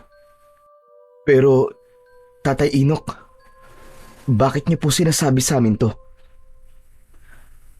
Nang makita ko kayo, kung gaano kayo kahusay humawak ng itak, parang nakikita ko ang sarili ko sa inyo noon. Tulungan niyo ako. Naharapin ang mga aswang na kanibal. Gusto kong pigilan niyo sila sa pag-aasik nila ng lagim bago pa nila maubos ang mga tao sa baryong ito. Po, bakit po kami, Tatay Inok? Hindi ko alam kung bakit sa inyo ako nagtitiwala. Matagal kong itinago ang sikretong ito sa mga tao. Pero lubhang magaan ang loob ko sa inyong magkapatid. At alam ko na malaki ang maitutulong niyo sa akin. Kayo ang nakikita kong tatapat at lalaban sa mga aswang na kanibal. Pero, Tatay Inok, hindi po sapat ang kakayahan naming magkapatid para labanan sila. Tama. Hindi pa nga sapat ang kakayahan nyo. At hindi sapat ang husay lang sa paggamit ng sandata. Ang dapat sa inyo ay tapang at tatag ng kalooban sa pakikipaglaban. Kailangan ko muna kayong sanayin sa paghawak ng sandata. Ibibigay ko sa inyo ang pinakamalakas na sandatang ginamit ko sa pakikipaglaban ko noon sa mga aswang. Tumayo ang matanda at pumasok sa maliit nitong silid. Pagbalik nito ay meron na itong dala na 2 kaluban na gawa sa goma. Ibinigay sa kanila ang mga yon. Tig-isa sila ng kagamitan. Pinagmasdan ng magkapatid ang sandatang nasa kamay nila. Pedro, para sa iyo itong jungle bolo. Ibinibigay ko yan sa iyo. Batay sa nakikita kong kakayahan mo. Ang jungle bolo ay isang uri ng malaking gulok na gamit sa kagubatan. Malapad at mabigat ang talim. Bagyang nakakurba pababa ang dulo, kaya't mahusay itong pamputol ng makakapal na sanga at kawayan. Ang haba ng talim ay karaniwang umaabot mula 14 hanggang 18 pulgada. Makintab ang bakal na wari dumaan sa maingat na pagpapanday. Ang hawakan nito ay gawa sa matibay na kahoy o minsan ay sungay ng kalabaw. Makinis ngunit matatag sa pagkakadikit. Madalas ay may ukit ito o simpleng palamuti sa hawakan na nagpapakita ng husay ng panday na gumawa dito. Ang kabuuan ng jungle bolo ay may bigat na sapat para magamit hindi lang sa gawain sa kagubatan, kundi maging sa pagtatanggol kung kinakailangan. Sa unang tingin, matapang at mabagsik ang anyo ng sandata. Parang isang kasangkapang likas na ginawa para ipaglaban sa mababagsik na nilalang. Sunod naman na hinarap ni Tatay Inok ay ang natitigilan pa rin na si Juan dahil kakaiba ang sandatang ibinigay ng matanda rito. Sa'yo naman, Juan. Bagay sa'yo ang sandatang Chris. Minana ko pa yan sa kaibigan kong Muslim. Ang Chris ay isang sinaunang sandatang katutubo na may kakaibang anyo at kagandahan. Ang talim ay mahaba at makitid. Ngunit ang pinakakilala rito ay ang alon-alon o alon na hugis ng ilang bahagi ng talim na parabang dumadaloy na tubig. Napakatalas nito at parehong nakapangingilabot at nakakatakot ang dating. Ang bakal ay makintab. Ang hawakan nito ay yari sa matibay na kahoy o sungay ng hayop. At madalas ay may ukit ng maselang disenyo na nagpapakita ng kultura at paniniwala ng mga gumagawa nito. Ang itsura ng sandata ay bahagyang nakakurba o pinalapad na nagsisilbing dagdag proteksyon sa kamay ng gumagamit. Karaniwang nakalagay ito sa isang malapad na baluti o kaluban na yari sa kahoy at minsan ay pinapalamutian ng makukulay na tela at metal. Hindi lamang ito itinuturing na sandata sa labanan, kundi sandata rin para ipagtanggol ang sarili laban sa mga nilalang na magtatangka sa buhay ng may hawak nito. Wow! Ang astig naman po ng sandatang Chris, Tatay Inok. Para na po akong tunay na manunugis ng mga aswang. Parang isang mandirigma. Hindi biro ang makakalaban nyo. Buhay nyo ang nakataya rito. Kaya kailangan maging biyasa kayo sa paggamit ng inyong mga sandata. Pero Tatay Inok, mas kailangan po namin magtrabaho para sa nanay namin na may sakit. Huwag kayong mag-alala. May sahod pa rin kayo sa akin. Basta tutulungan nyo akong labanan ng mga aswang na kanibal. Kailangan nyo ng mas matinding pagsasanay bago natin hahanapin ang kuta nila. Malakas ang kutob kong nasa kagubatan ng tribo nila at naghihintay lamang ng tamang pagkakataon para sumalakay sa atin. Sige ho, nakahanda po kaming tumulong Tatay Inok. Gagawin po namin ang lahat na makakaya namin para magawa ang misyon. Tatay Inok, kailan mo po kami tuturuan? Pwede po bang umuwi na muna kami ni Kuya? Bigla po kasi ako nag-alala para kay nanay eh. Sige, kayong bahala. Basta pumunta na lamang kayo dito para makapagsimula tayo sa pagsasanay. Pero bago yon, ubusin muna natin ang ating tinda bago tayo magsara. Katulad ng inaasahan, nagtinda muna ang magkapatid ng mga karne. Mabilis nilang naipaubos ang paninda at maaga silang nagsara ng tindahan. Pagkatapos naman ay nagpaalam na rin ang magkapatid. Sinimulan na nilang maglakad pabalik sa kanilang bahay. Wala silang inikan habang tinatahak ang daan. Pagkalipas ng ilang minutong paglalakad, ay nakasalubong nila si Mang Kepweng. Malapad ang pagkakangiti nito sa labi habang nakatingin sa kanilang dalawa. Oh, mabuti naman at nakita ko kayo magkapatid. Pupunta sana ako sa inyo sa palengke. Bakit po, Mang Kepweng? Gusto kong makita nanay niyo. Wala akong pasyente ngayon eh. Tamang-tama sana para magamot ko na kagad ang nanay niyo. Nagkatinginan ang magkapatid. Hindi nila alam kung ano ang isasagot sa lalaki. Ngunit tumango naman si Pedro kay Juan bilang pagpapakita ng pagsang-ayon nito sa sinasabi ni Mang Kepweng.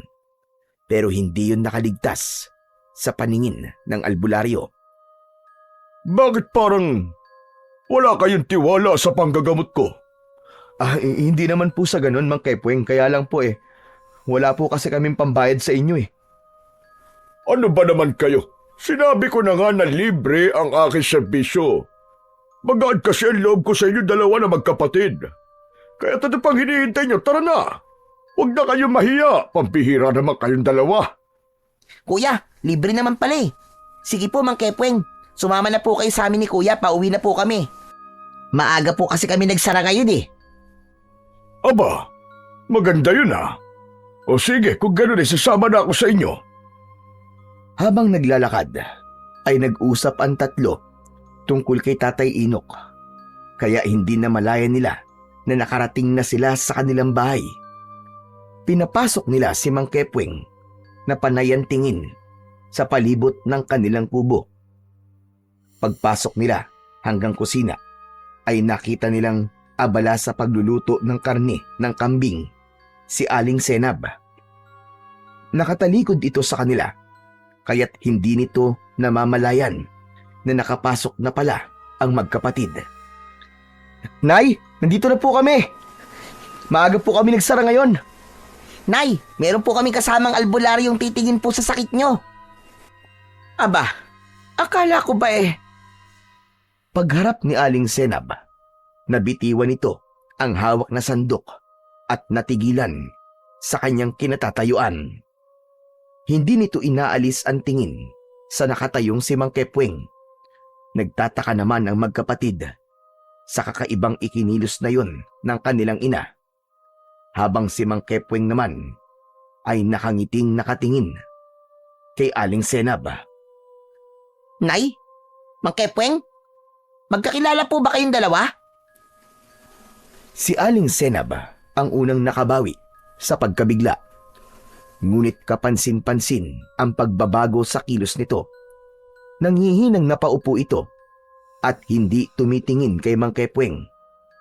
Bumundol ang kaba sa dibdib ni Pedro dahil ramdam niya ang tensyon sa loob ng kusina. Kaya naman, hindi niya iniwan ang kanyang ina. Halata ang panginginig sa katawan nito habang si Juan naman ay pinaupo sa mahabang bangko si Mang Kepweng paharap sa lamesa. Pasensya na kayo. Baka masama lang ang pakiramdam ng nanay nyo. Oo, masama nga ang pakiramdam ko mga anak. Sige na, lumabas na muna kayo. At ako na lang ang makikipag-usap kay Mang Kepweng. Magkasamang lumabas ng kusina ang magkapatid. Ngunit nanatili silang nakaupo sa upuan nila sa sala habang pinakikiramdaman ang nangyayari sa paligid. Maging sa kung ano ang pinag-uusapan ng mga ito sa loob ng kusina. Hindi tuloy maiwasan ng magkapatid na hindi magtaka at hindi mag-alala sa mga nangyayari. Kuya, teka lang. Sa palagay mo, tama bang iniwan natin si nanay na mag-isa habang kausap si Mang Kepweng? Ewan ko, Juan. Hindi ako mapalagay. Alam mo, para talagang may mali eh. Halata na natakot si nanay kay Mang Kepweng. Ayaw niya lang ipakita sa atin. Magsasalita pa sana si Pedro nang lumabas si Mang Kepweng sa kusina. Kasunod, ang nakangiti nilang ina. Nagkatinginan silang dalawang magkapatid sa pagbabago ng emosyon ni Aling Senab. Huwag na kayo mag-alala sa nanay niyo. Marami na akong ginamot na katulad ng sakit ng nanay niyo. Lahat naman ay gumaling. Dati ko siyang kaibigan, kaya ganun na lamang ang kanyang gulat nang magkita kami. O siya, sige, paano? Aalis na rin ako. Basta't iinimin niya ang gamot na iniwan ko para sa kanya. Napatayo sa kinauupuan ang magkapatid dahil sa masayang balita na narinig nila mula kay Mang Kepweng. Tila nawala ang pag-aalala sa dibdib ni Pedro nang makitang maayos na ang kanilang ina. Inihatid pa nito si Mang Kepweng hanggang sa labasan. Hindi lang talaga mawala sa isip ni Pedro ang panginginig na yon ng kanyang ina kanina. Ngunit pinagbatayan na lamang niya ang masiglang pagkilos ng kanilang ina habang kausap si Mang Kepweng. Parang walang nangyari na bigla itong lumakas. Pagkatapos umalis ni Mang Kepweng, ay nagpaalam na rin sila sa kanilang ina na kailangan nilang bumalik sa palengke dahil balak ni Tatay Inok na turuan sila sa paggamit ng kakaiba nilang mga sandata. Hindi nila sinabi sa kanilang ina na balak nilang maging isang manunugis ng mga aswang na kanibal. Dahil ayaw na nilang mag-alala pa ito sa kanilang dalawa ng kanyang nakababatang kapatid na si Juan. Pagkatapos pumayag ni Aling Senab, ay naglakad na sila papunta sa palengke. Lumipas lang ang ilang minuto ay maayos nilang narating ang kinaroroonan ng kanilang pwesto. Nadatnan nila ang matanda na kanina pang naghihintay sa kanila. Sinabi nila kung bakit sila natagalan. Ikaw na muna, Pedro, ang tuturuan ko kung paano gumamit ng jungle bolo. Pero sa kakahuyan natin gagawin ang pagsasanay dahil maraming tao rito. Hindi nila tayo pwedeng makita. At Tatay Inok, sabay niyo po ba kaming tuturuan ni Kuya? Oo, nakikita ko naman na mabilis kayong matututo sa mga ituturo ko sa inyo. Meron na talagang mga nakahandang kagamitan na pagsasanayan natin sa kakahuyan. Hindi nga sila nagtagal sa palengke at agad silang pumunta sa kakahuyan para sa pagsasanay na kanilang gagawin. Pagkalipas ng ilang minutong paglalakad, ay tumambad sa kanilang paningin ang lugar kung saan ay merong mga nakatayong mga kahoy na sinadyang ibaon. Ang paligid ay napapalibutan ng matataas na mga puno na nagsisilbing bubong laban sa sikat ng araw. Habang ang mga ugat at damo sa lupa ay nagsusulputan na parang mga ahas na gumagapang. Sa isang maluwag na bahagi ng gubat, nilinis ni Pedro ang lupa gamit ang kanyang jungle bolo. Isang mabigat at matalim na talim na kayang sumibak ng mga sanga at kawayan. Dito niya ginamit ang kanyang lakas at kasanayan ayon sa sinabi ni Tatay Inok. Ang mga troso na nakatayo ay ginawa niyang target. Bawat hampas ng jungle bolo ay may tunog na matalim na sumasama sa hangin. Sa paligid ay naririnig ang huni ng mga ibon at kaluskos ng mga hayop sa damuhan. Tila nakikiisa sa kanyang puspusang pagsasanay. Ang pawis ay tumutulo na sa kanyang noo at ang bawat galaw niya ay nagpapakita ng tapang at determinasyon. Ang lugar na yon, bagamat payak, ay nagsilbing lihim na pugad kung saan hinuhubog ni Pedro ang kanyang sarili. Hindi lamang bilang mandirigma, kundi bilang taong handang ipaglaban ang baryong nilipatan. Habang si Juan naman ay nagsisimula na rin sa pagsasanay gamit ang kris. Isang sandatang may kakaibang anyo. Ang talim naman nito ay alon-alon na parabang dumadaloy na tubig. Sa bawat pagwasiwas ng mga kamay nito, kumikislap ang bakal na tila apoy na sumasayaw. Mahigpit ang kapit nito at bawat hakbang sa damuhan ay sinasalubong ng mabilis at tiyak na galaw. Ginawa nilang katulong ang katahimikan ng gubat. Ang tunog ng pagbugso ng hangin at huni ng mga ibon ay naging musika sa kanilang pag-iensayo. Ang bawat hampas, bawat salag at bawat saksak ng kris ay hindi lamang pagpapatalas ng kakayahan, kundi isang ritual ng disiplina at lakas ng loob para kay Juan. Sumasabay ang dikta o utos ni Tatay Inok sa magkapatid. Tuluyang nagpamalas ng husay ang magkapatid nang matutunan nila ang itinuro ni Tatay Inok. Ngunit habang nag-iensayo ay bigla silang sinalakay ng mga kalalakian na nakabahag at may mga pana sa likod. May mga pinturang kulay puti ang mga muka at sumisigaw ng kakaibang pag-angil at paghuni ng bibig. At tanging ang mga ito lamang ang nagkakaintindihan. Pinalibutan sila ng kakaibang mga nilalang. Handa kayo. Sila ang mga kanibal sa umaga at aswang sa gabi. Magagamit na ninyo ngayon ang mga natutunan ninyo. Maging si Tatay Inok ay humanda na rin sa pakikipaglaban sa mga bagong dating na nilalang. Halos 10 ang bilang ng mga taong may kakaibang mga itsura. Lahat ay nakangisi na kulay pula ang mga mata. Ang mga ngipin ng mga ito ay matutulis na parang pangil ng mababangis na mga hayop. Nakatayo sa gitna ng maluwag na kakahuyan ng 3 habang pinakikiramdaman ang galaw ng mga kanibal sa kanilang paligid. Tangan-tangan ang kanilang mga sandata laban sa mga pana ng kalaban. Mabilis ang tibok ng puso ni Pedro ng mga sandaling yon. Dahil yon ang unang beses na laban na gaganapan nilang dalawa ni Juan. Sa kaliwang tabi ay si Juan. Mahigpit ang hawak nito sa kris, handa sa bawat pag-atake ng mga kalaban. Mag-iingat kayo magkapatid. Talasan niyo ang inyong pakiramdam. Kayo rin po, Tatay Inok. Sa tingin ko po, kanina pa po nila tayo pinapanood sa pagsasanay. Kuya, wag na muna kayo magsalita. Para kasing nagbabalik na silang umatake. Tignan nyo. Hindi nga nagkamali si Juan sa sinabi nito. Unang sumugod ang 3 kanibal.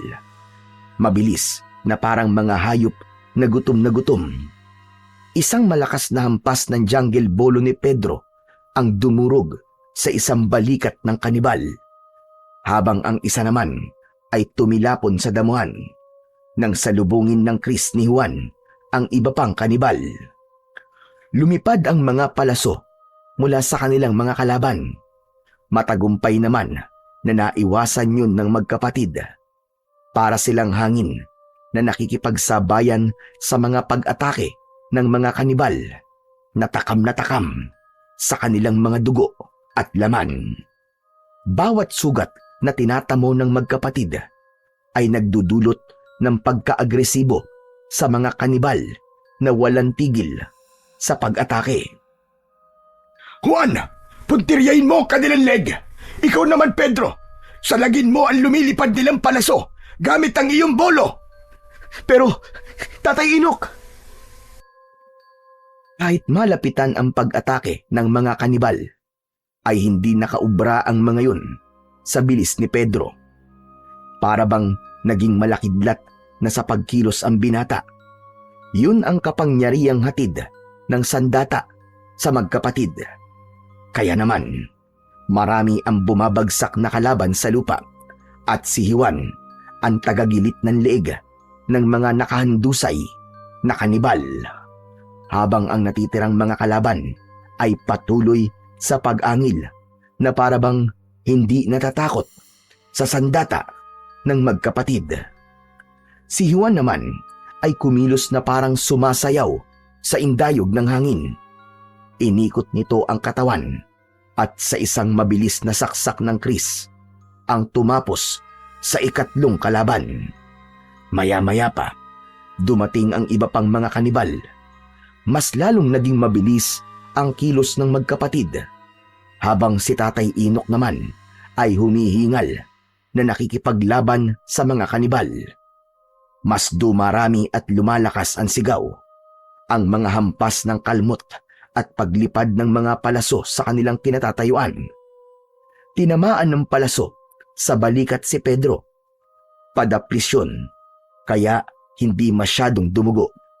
Ngunit bigla siyang natigilan nang makitang unti-unting naghihilom ang sugat niya sa katawan, at nakita rin yun ni Juan dahil maging ang sugat nito ay nawawala rin. Huwag na kayong magtaka, sapagkat ang hawak ninyong mga sandata ay merong taglay na kapangyarihan na kayang magpagaling ng sugat sa sino man na may hawak nito. Kaya huwag na kayo mag-alala. Tapusin na natin ang laban dahil nagsisimula na silang sumalakay. Sige, sugod! Ang 5 bagong dating na kanibal ay sabay-sabay na umatake sa kanila.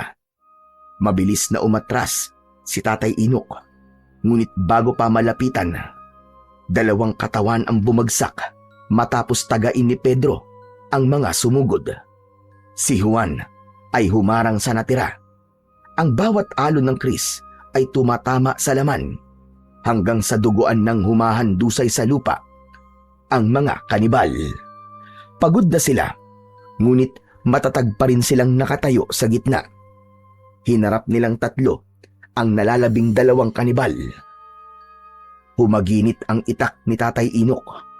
Tumusok sa dibdib ng isa. Ang huli ay sumugod naman kay Pedro. Ngunit mabilis itong hinarangan ni Juan at sabay nilang tinapos ang buhay nito sa pamamagitan ng saksak gamit ang Kris. Kasabay ng matalim na hiwa ng jungle bolo. Natalo ang mga kalaban at sabay-sabay na nasunog ang mga katawan. Ang katahimikan ay binalot ng hingal mula sa pagod na katawan ni na Pedro, Juan at Tatay Inok.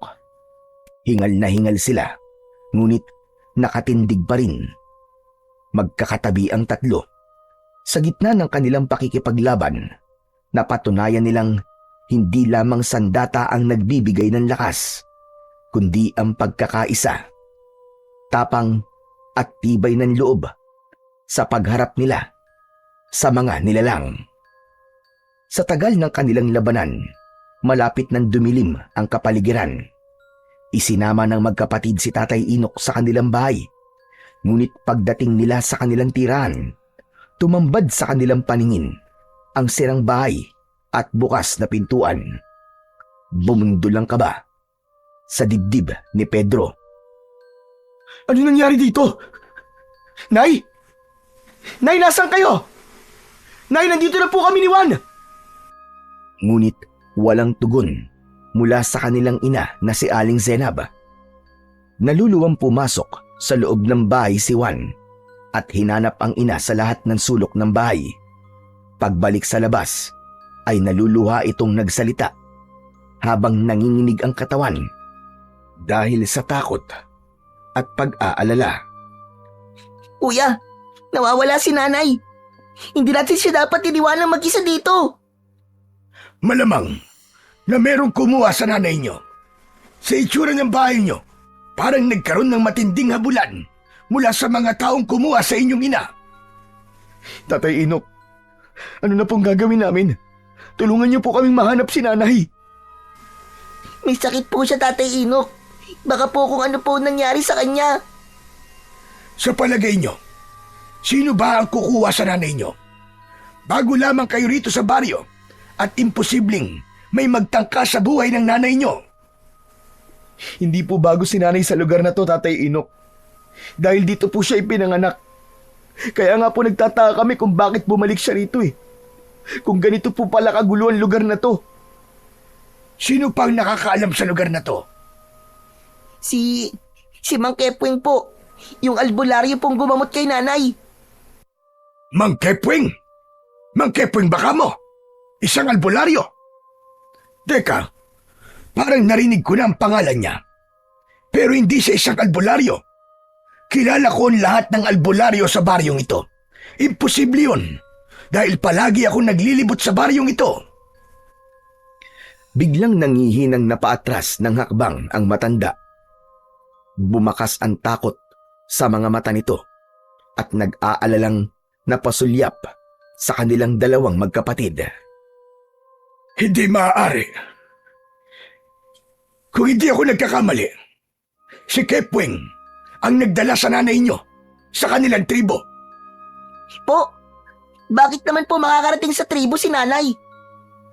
Dahil nakakasigurado ko si Kepwing na tinutukoy niyo ay ang anak ng pinuno ng mga kanibal na napatay ko at balak na magiganti sa akin.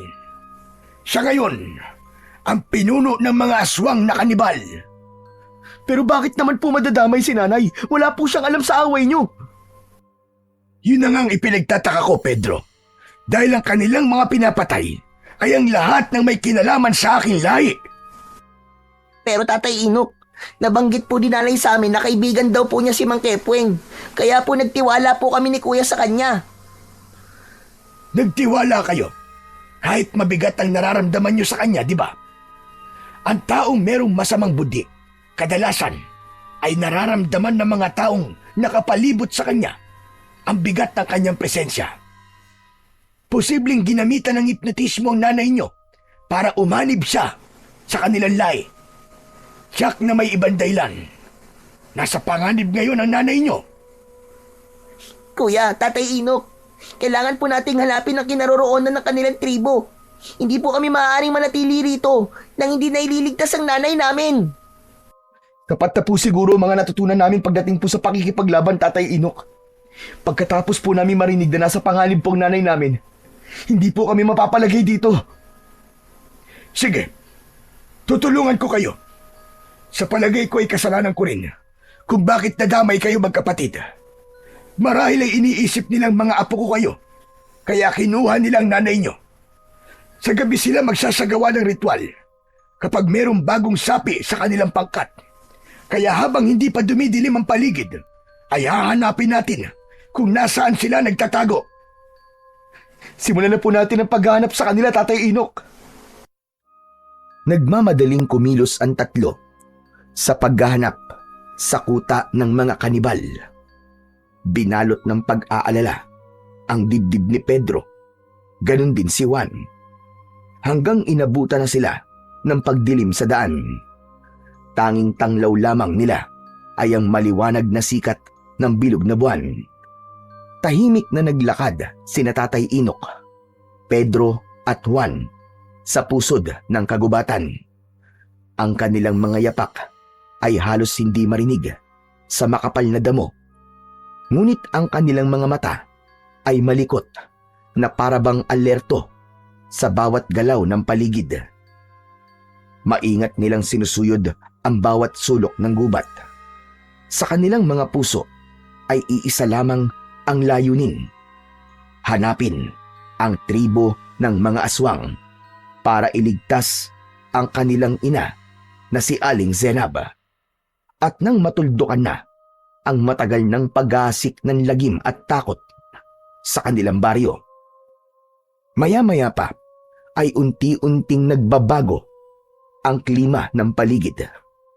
Ang mga puno ay nagmistulang kublihan at ang hanging pumapaloob ay mabigat. Amoy ng nabubulok na laman at dugo ng tao ang umalingasaw sa buong paligid. Nararamdaman kong malapit na tayo sa kanilang tribo. Kaya humanda na kayong dalawa. Mahinang bulong ni Tatay Inok sa magkapatid habang ang mga mata ay kumikislap sa dilim.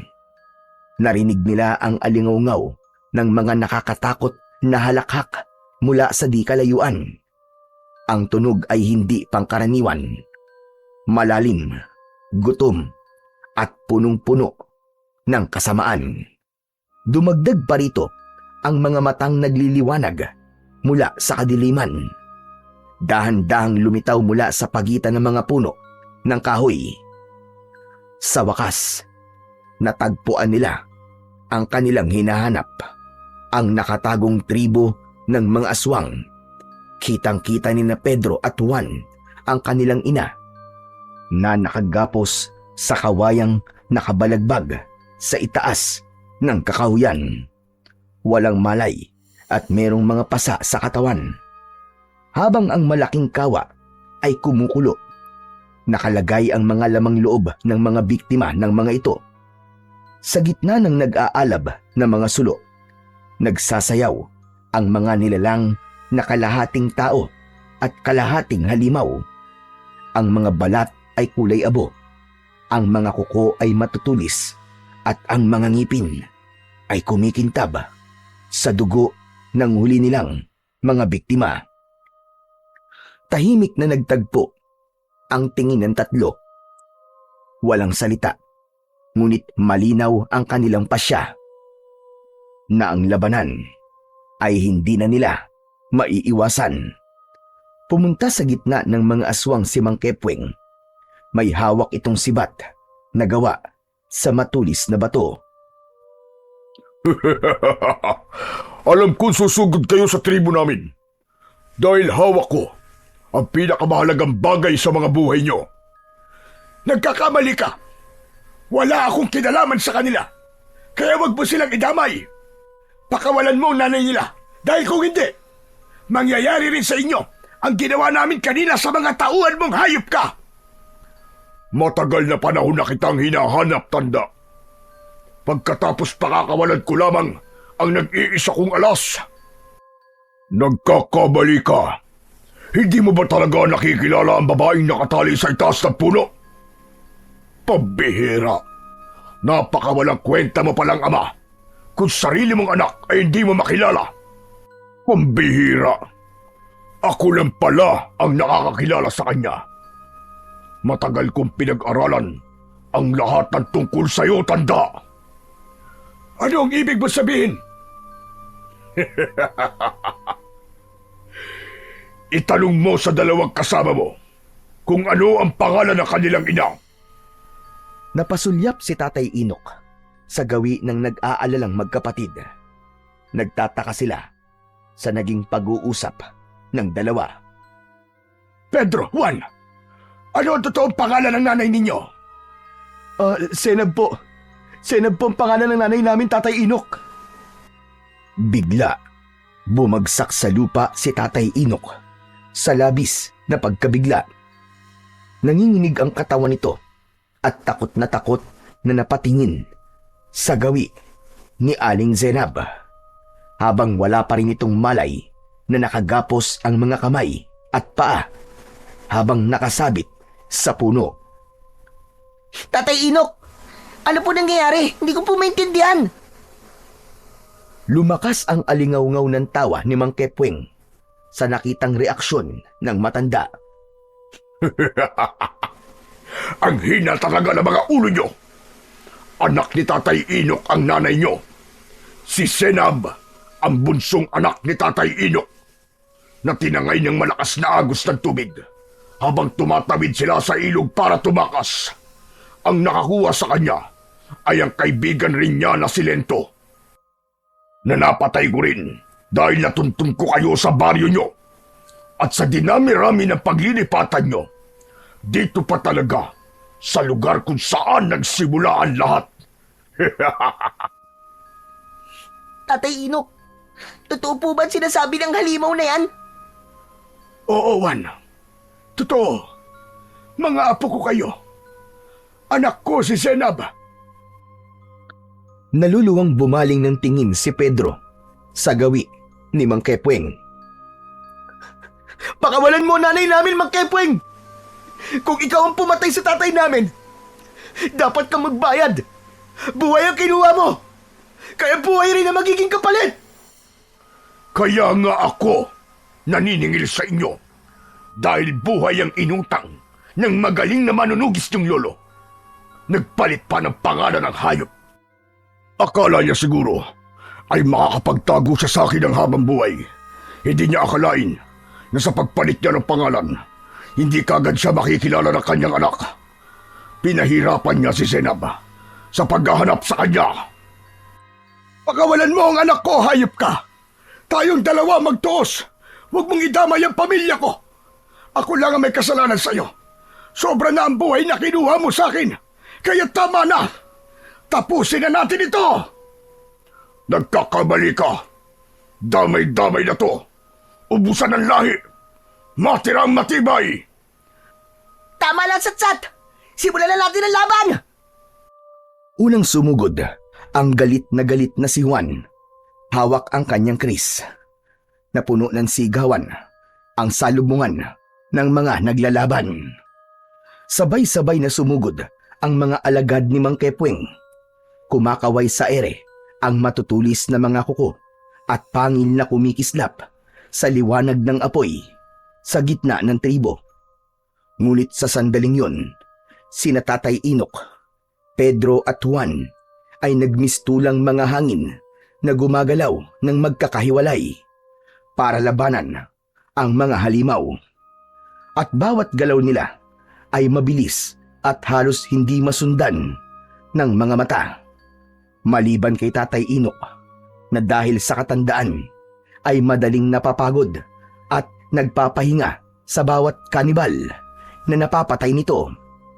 Si Pedro naman ay kumikilos na parang naglalaho at muling sumusulpot. Ang kanyang jungle bolo ay sumasabay sa ihip ng hangin. Dumadaplis, ngunit eksaktong tumatama sa dibdib ng bawat aswang na lumalapit sa kanya. Para siyang ihip ng hangin na di mahawakan. Ngunit sa likod ng bawat dampi ng kanyang sandata ay may kasamang sugat na nagdudulot ng kamatayan sa bawat tatamaan ng kanyang jungle bolo. Si Juan naman, hawak ang kris, ay parang ipo-ipo. Ang bawat hampas ay sabay na bumabagsak ang mga kalaban sa lupa habang nagkikisay ang katawan na hinahabol ang sariling hininga.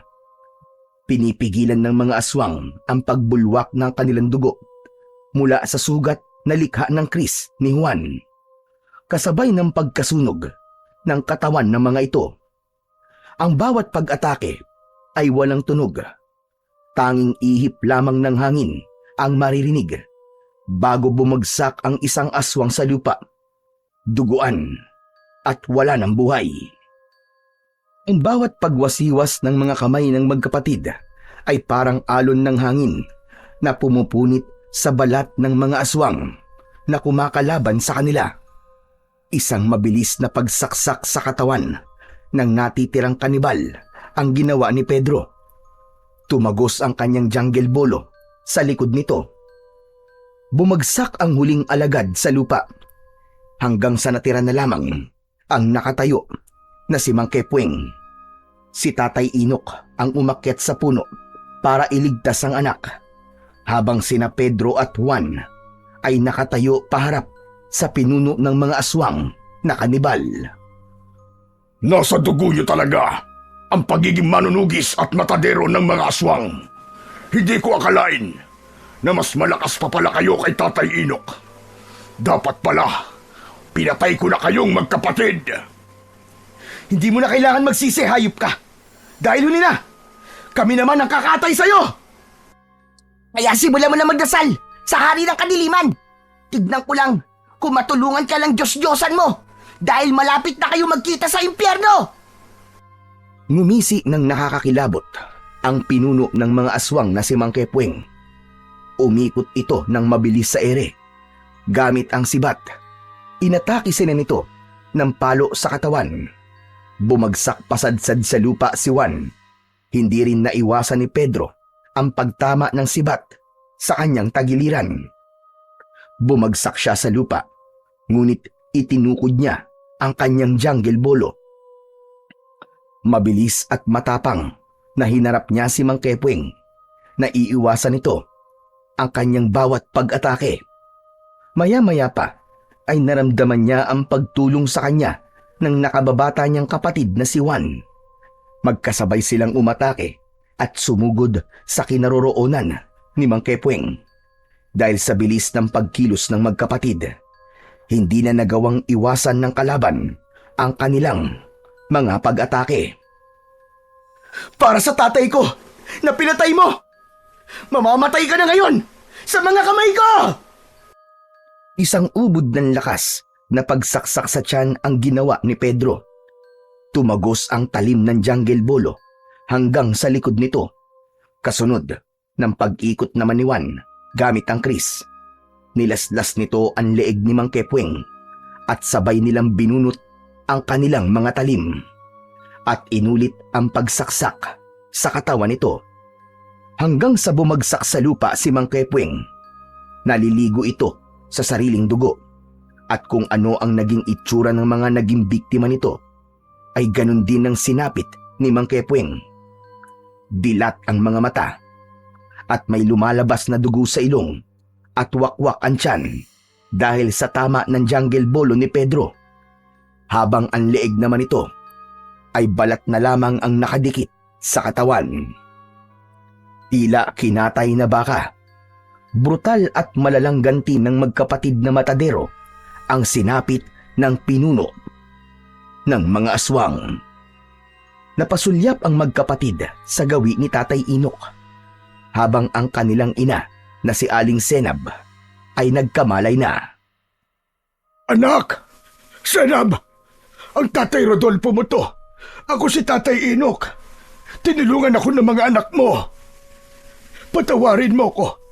Hindi ko alam na buhay ka pa! Ay, Diyos ko! Buhay nga po kayo! Salamat sa Diyos! Nahanap mo ko! Oo, anak. Ang mga anak mong sina Pedro at Juan ang nakahanap sa akin. Sa tulong ng Diyos, pinagtagpo kami ng mga anak mo. Kaya pala pamilyar sa akin ang kilos nila. Parang nakikita ko ang sarili ko sa kanila dahil taglay nila ang dugo ng pagiging isang matadero. Bilang isang manunugis ng mga aswang. May papalit na sa akin. Wala nang manggugulo sa atin, anak. Magkakasama na tayong muli. Buo na ang ating pamilya. Tay, ang akala ko po talaga, hindi na tayo magkikita pa. Isang malakas na hagulgol ng iyak ang narinig nila sa mag-amang matagal nang hindi nagkita. Habang sina Juan at Pedro naman ay hawak pa rin ang sandata na tumutulo pa ang sariwang dugo ni Mang Kepweng. Napalapit sila sa kinaroroonan ng kanilang ina. Inalalayan nila itong tumayo at nilisan ang lugar na yon ng magkakasama. Kasabay ng pagkasunog ng buong tribo ng aswang na kanibal. Magmula ng gabing yon ay wala nang naging balita tungkol sa mga lalaking natatagpo ang patay sa kakawyan. Wala na rin ang banta ng panganib at natahimik na ang kanilang mga buhay. Masayang muka ng magkapatid ang bumungad sa tindahan ng matanda bilang mga bagong matadero sa palengke. Araw-araw na pinapanood ng mga tao ang pagpapakitang gilas ng magkapatid. Palaging ubos ang kanilang panindang karne. Hindi nagtagal ay nakahanap si Tatay Inok ng albularyong titingin sa sakit ni Aling Zenab. At dahil sa matyagang gamutan, gumaling ang kanilang ina sa sakit nito. Ngayon ay kasama na nila si Tatay Inok sa bahay at sila namang magkapatid ay isa ng napakahusay na matadero sa palengke ng baryo ng Kalumpit. Sa kwento ni na Pedro at Juan, higit pa sa kanilang husay at lakas ang naging sandigan nila sa bawat laban. Totoo na ang kanilang tapang at kasanayan sa sandata ay mahalaga, ngunit higit sa lahat, ang kanilang pananampalataya sa Panginoon ang nagbigay ng tibay sa kanilang loob para lumaban sa kampon ng kadiliman. Sa gitna ng dilim ng kagubatan at panganib na dala ng mga aswang, hindi sila nawalan ng pag-asa sapagkat naniniwala silang kasama nila palagi ang Panginoon. Ang tao ay maaaring malakas at biyasa, ngunit kung wala silang tiwala sa Diyos, ang kanilang puso ay madaling panghinaan. Si Pedro at Juan ay nagtagumpay hindi lamang dahil sa kanilang sariling lakas, kundi dahil naniwala silang hindi sila nag-iisa, na sa bawat hampas ng kanilang mga sandata, ang Diyos ang gumagabay sa kanila. Ipinakita nila na ang pagmamahalan ng isang magkapatid ay palaging magkasama sa hirap at ginhawa. Dahil sa ating sariling buhay, hindi man natin kahaharapin ang mga kanibal o aswang, haharapin naman natin ang iba't ibang klase ng pagsubok na susukat sa ating katatagan. Kaya piliing maging mabuting tao upang ang kaparusahan ay hindi natin sapitin sa kamay ng may likha sa atin.